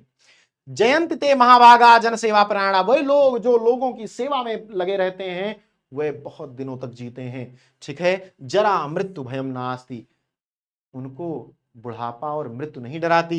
एशाम कीर्तनों क्वचित, इससे आगे उनकी कीर्ति चली जाती है, वे बहुत प्रसिद्ध हो जाते हैं, वे बहुत प्रसिद्ध हो जाते हैं। महामना की जय बोलिए, महामना की जय बोलिए। हिंदू हृदय सम्राट, हिंदुओं के सबसे बड़े नायक के रूप में जिस समय वो उभरते हैं भारतीय राजनीति के पटल पर, वह देखने योग्य है। इतना बड़ा विश्वविद्यालय चंदे से बनवा दिया, जाके देखिए, कुछ नया नहीं हुआ है, थोड़ा बहुत इधर उधर हो गया होगा, आईआईटी वाईआईटी की बिल्डिंग बाद में बनी होगी। विश्वविद्यालय की बिल्डिंग देखिए, विश्वविद्यालय का क्षेत्र देखिए, विश्वविद्यालय की आभा देखिए, महामना दिखते हैं उसमें। ठीक है, ये उसका हिंदी है बेटा, इसका भी स्क्रीनशॉट ले लो। अगला पाठ आपका क्या है, अगला पाठ और अंतिम पाठ आपका है पंचशील सिद्धांता। इसमें भी वही हाल है, संस्कृत का संदर्भ और अनुवाद, तो उसको भी देख लेते हैं। अगला पाठ आपका है, ये पूरा पाठ हम लोग पढ़ लेंगे और बहुत सुंदर तरीके से हो जाएगा, बिल्कुल अच्छे से, कोई दिक्कत नहीं होने वाली है आपको। पूरी क्लास, सारे 7 के 7 चैप्टर एक ही क्लास में आपको मिल रहे हैं और आपको 1 से 1.5 घंटे लगेगा इनको देखने में। इतना समय बेटा अगर 14 नंबर मिलने में लग रहा है तो मुझे लगता है ज्यादा नहीं है। आपको मैं 1 से 1.5 दिन पढ़ने को नहीं कह रहा हूं, एक दिन में आपको केवल 2 घंटे निकालने हैं, 2 घंटे, और आपको 14 अंक मिलने वाले हैं। ये सौदा बुरा नहीं है बिल्कुल भी। ठीक है, प्रस्तुत संस्कृत गद्यांश हमारी पाठ्य पुस्तक संस्कृत दिग्दर्शिका के पंचशील सिद्धांता नामक पाठ से उद्धृत है। ये इसका संदर्भ हो गया, पंचशील पाठ का संदर्भ आप सबका लिख लोगे, पाठ का नाम याद रखना चाहिए, बस इसमें लेखक वगैरह नहीं होते हैं। ठीक है, आगे बढ़ते हैं। पंचशीलम इति शिष्टाचार विषय का सिद्धांत, पंचशील जो सिद्धांत हैं वे शिष्टाचार विषयक सिद्धांत हैं। ठीक है, शिष्टाचार विषयक सिद्धांत हैं। महात्मा गौतम बुद्ध एतान पंचापि सिद्धांतान, इन 5 सिद्धांतों का, पंचशीलमिति पंचशील ऐसे नामना नाम से, स्वशिष्यान अपने शिष्यों को शास्त्रेस्म उपदेश देते थे। महात्मा बुद्ध इन 5 जो सिद्धांत हैं, पंचापि सिद्धांत का 5 सिद्धांत हैं, उनको शिष्टाचार का जो विषयक सिद्धांत है उसको पंचशील नाम से अपने शिष्यों को आदेश देते कि भैया ये पंचशील का सिद्धांत, इसका पालन करना है। ठीक है, अत एवायम शब्द, इसलिए यह शब्द अधुनापि आज भी तथैव स्वीकृत, उसी प्रकार स्वीकृत है। इमे सिद्धांता, ये सिद्धांत, क्रमेण एव सन्ति, क्रम से यह है क्या, अहिंसा, किसी जीव की हत्या न करना, सत्यम सत्य बोलना, स्तेय चोरी न करना, अप्रमादा घमंड न करना, प्रमाद न करना, ब्रह्मचर्य, और अपने जीवन को जैसा शरीर है वैसा ही सम्यक रूप से पालन करना, ब्रह्म की चर्या करना। कुछ लोग कहते हैं कि ब्रह्म की चर्या मतलब होता है कि बिना किसी स्त्री या पुरुष के पास जाए, अकेले रहा। ब्रह्मचर्या, एक विवाहित पुरुष भी ब्रह्मचर्य का पालन कर सकता है, एक विवाहित स्त्री भी ब्रह्मचर्य का पालन कर सकती है। ब्रह्मचर्य मीन्स जिस प्रकार प्रकृति ने आपको बनाया है उसी प्रकार जीवन जीना। ठीक है, पंचशील शिष्टाचार से संबंधित सिद्धांत है। महात्मा गौतम बुद्ध पंचशील नामक इन 5 सिद्धांतों का अपने शिष्यों पर उपदेश देते थे, इसलिए यह शब्द आज भी उसी रूप में स्वीकार किया गया है। ये सिद्धांत क्रमशः निम्न प्रकार अहिंसा, सत्य, चोरी न करना, प्रमाद न करना, ब्रह्मचर्य आदि नामों से जाने जाते हैं। अगले पैराग्राफ पर चलते हैं। बौद्ध युग में इमे सिद्धांता, ये सिद्धांत वैयक्तिक जीवन से, जो व्यक्तिगत जीवन था लोगों का, अभ्युत्थानाय, उसके अभ्युत्थान के लिए, उसके विकास के लिए प्रयुक्ता आसन प्रयुक्त होते थे। परम अद्य, लेकिन आज, इमे सिद्धांता, ये सिद्धांत, राष्ट्राम, 2 देशों के, परस्पर मैत्री, 2 देशों की मित्रता में, सहयोग कारणानि, और सहयोग में, विश्व बंधुत्व से, विश्व बंधुत्व मतलब विश्व में भाईचारा कायम करने के लिए, विश्व शांतेश्च, और विश्व शांति के साधनानि संति, साधन हैं। राष्ट्रनायक से, राष्ट्रनायक श्री जवाहरलाल नेहरू महोदय से, श्री जवाहरलाल नेहरू महोदय के प्रधानमंत्रित्व काले, प्रधानमंत्री काल में, चीन देश के साथ भारतस्य भारत की मैत्री मित्रता पंचशील सिद्धांतान अधिकृत्य, पंचशील सिद्धांत को स्वीकार करके एव अभवत ही हुई थी। ठीक है, यतो ही उभवापि देशौ, इसलिए क्योंकि दोनों देश बौद्ध धर्म में निष्ठावान थे। दोनों देशों में बौद्ध धर्म को बहुत माना जाता था। आधुनिक जगत में पंचशील सिद्धांता, ये पंचशील सिद्धांत नवीनम राजनैतिकम स्वरूपम गृहीतवन्तः, नए राजनीतिक स्वरूप को स्वीकार कर चुके हैं। अब वह राजनीतिक स्वरूप क्या है उसके पहले आप पहले इसकी हिंदी देख लो। बौद्ध काल में ये सिद्धांत व्यक्तिगत जीवन के उत्थान के लिए प्रयुक्त किए जाते थे, किंतु आज ये सिद्धांत राष्ट्रों की परस्पर मैत्री एवं सहयोग के कारण विश्व बंधुत्व एवं विश्व शांति के साधन है। राष्ट्र के नायक श्री जवाहरलाल नेहरू महोदय के प्रधानमंत्रित्व काल में पंचशील के सिद्धांतों को स्वीकार करके ही चीन देश के साथ भारत की मित्रता हुई थी, क्योंकि दोनों ही राष्ट्र बौद्ध धर्म में निष्ठा रखने वाले हैं। आधुनिक जगत में पंचशील के सिद्धांतों ने नए राजनीतिक सिद्धांतों का रूप धारण कर लिया है। नए राजनीतिक सिद्धांत क्या हैं? एवं च व्यवस्थिता, वे इस प्रकार व्यवस्थित हैं। किमपि राष्ट्रम कस्य च अन्यस्य राष्ट्रस्य आंतरिकेषु विषयेषु कीदृशम अपि व्याघातम न करिष्यति। कोई भी राष्ट्र किसी अन्य राष्ट्र के आंतरिक विषय में, आंतरिक बात में, कीदृशम अपि किसी प्रकार का भी व्याघातम व्यवधान न करिष्यति, कोई व्यवधान नहीं करेगा। प्रत्येक राष्ट्रम परस्परम, प्रत्येक देश परस्पर प्रभुसत्ताम प्रादेशिकी अखंडताम च सम्मानयिष्यति, प्रत्येक राष्ट्र एक दूसरे के प्रादेशिकी अखंडता को सम्मान करेगा। मतलब जो मेरी बाउंड्री है उसका तुम सम्मान करोगे, तुम्हारी बाउंड्री का मैं करूंगा। प्रत्येक राष्ट्रम परस्परम समानताम व्यवहरिष्यति, प्रत्येक राष्ट्र एक दूसरे को बराबर का दर्जा देंगे, बराबर का सम्मान देंगे। कोई क्षेत्रफल में छोटा है तो इसका मतलब नहीं कि बड़ा देश वाला उसको गरिया के चला जाएगा, भाग सारे मार दूंगा भी, ऐसा करके। मान लो भूटान चीन में चला गया, भूटान के प्रधानमंत्री चीन में चले गए, चीन का राष्ट्रपति आया, भूटान के प्रधानमंत्री को तो थप्पड़ मारा, ले बुरा लगेगा ना भाई। ऐसे तो सबका सम्मान करेंगे। किमपि राष्ट्र परेण न क्रेषित, कोई भी राष्ट्र दूसरे राष्ट्र पर हमला नहीं करेगा, उसे धमकाएगा नहीं, आक्रांत नहीं करेगा। सर्वण्यापि राष्ट्राणि मिथः स्वाम स्वाम प्रभुसत्ताम शांत्या रक्षस्यन्ति, और सभी राष्ट्र अपने अपने प्रभुसत्ता की शांति से रक्षा करेंगे, मतलब लड़ाई झगड़ा नहीं करेंगे। विश्वस्य यानि राष्ट्राणि, विश्व के जो भी राष्ट्र हैं, शांति मिक्षन्ति, जो शांति की इच्छा रखते हैं, तानि इमान, वे इन नियमान अंगीकृत, नियमों को अंगीकार करके परस्पर राष्ट्र पर दूसरे राष्ट्र के स्वमैत्री भाव के साथ स्वमैत्री भाव अपनी मित्रता को सुदृढ़ कुर्वन्ति, सुदृढ़ करेंगे, मजबूत करेंगे। वे अपने दूसरे राष्ट्र के साथ अपनी मित्रता को मजबूत करेंगे, कमजोर नहीं करेंगे। ठीक है बेटा, तो ये आपका इसका अनुवाद हो गया, ये इसका अनुवाद है। ठीक है, तथा वे इस प्रकार निश्चित किए गए, कोई भी राष्ट्र किसी दूसरे राष्ट्र के आंतरिक विषयों में किसी प्रकार का हस्तक्षेप नहीं करेगा। प्रत्येक राष्ट्र परस्पर प्रभुसत्ता तथा प्रादेशिक अखंडता का सम्मान करेगा। प्रत्येक राष्ट्र परस्पर समानता का व्यवहार करेगा। कोई भी राष्ट्र दूसरे राष्ट्र से आक्रांत नहीं होगा। सभी राष्ट्र अपनी अपनी प्रभुसत्ता की शांतिपूर्वक रक्षा करेंगे। विश्व के जो भी राष्ट्र शांति की इच्छा रखते हैं वह इन नियमों को अंगीकार करके राष्ट्रों के साथ अपने मैत्री भाव को सुदृढ़ करेंगे। तो ये इसका स्क्रीनशॉट ले लिए। ये पूरा संस्कृत का पहले चैप्टर से 7वें चैप्टर तक एक एक शब्द कह रहा हूं, आपका पूरा हो गया। तो चलिए देखते हैं क्या क्या कर लिया हमने। ये पूरा हमने कर लिया बेटा, ये सारे कर लिए। ये आपका महामना मदन मोहन मालवीय भी हो गया, ये आपका सुभाषित रत्नानी भी हो गया। उसके पहले आपका हो गया नृत्य जातक, उलूक जातक, जो कि जातक कथा में है, जातक कथा हो गया। उसके पहले आपका हो गया आत्मज्ञा सर्वज्ञा, और उसके पहले आपका हो गया संस्कृत भाषाया महत्वम, और उसके पहले आपका हो गया भोजस औदार्यम। ये सारे चैप्टर 1 से 7 तक आपके पूरे चैप्टर हो गए। संपूर्ण संस्कृत दिग्दर्शिका मैंने करवा दी। इस क्लास को आप देखेंगे, ये आपका 14 नंबर पूरा पक्का हो जाएगा। बाकी ये क्लासेस आपकी वीडियो सेक्शन में अपलोड हो चुकी हैं, इनको भी देख लीजिएगा। तो ऐसे ही बने रहिए हमारे साथ। आपकी परीक्षा में किसी भी प्रकार का व्यवधान हम स्वयं बर्दाश्त नहीं करेंगे, आपके सामने कोई चुनौती नहीं आने देंगे, और इसी प्रकार आपके लिए क्लासेस आती रहेंगी। तो सब्सक्राइब कर लीजिए चैनल को, अपने सभी साथियों के साथ शेयर कर दीजिए, और कॉमेंट सेक्शन में कॉमेंट करके बता दीजिए कि क्लास कैसी लगी। बहुत बहुत धन्यवाद।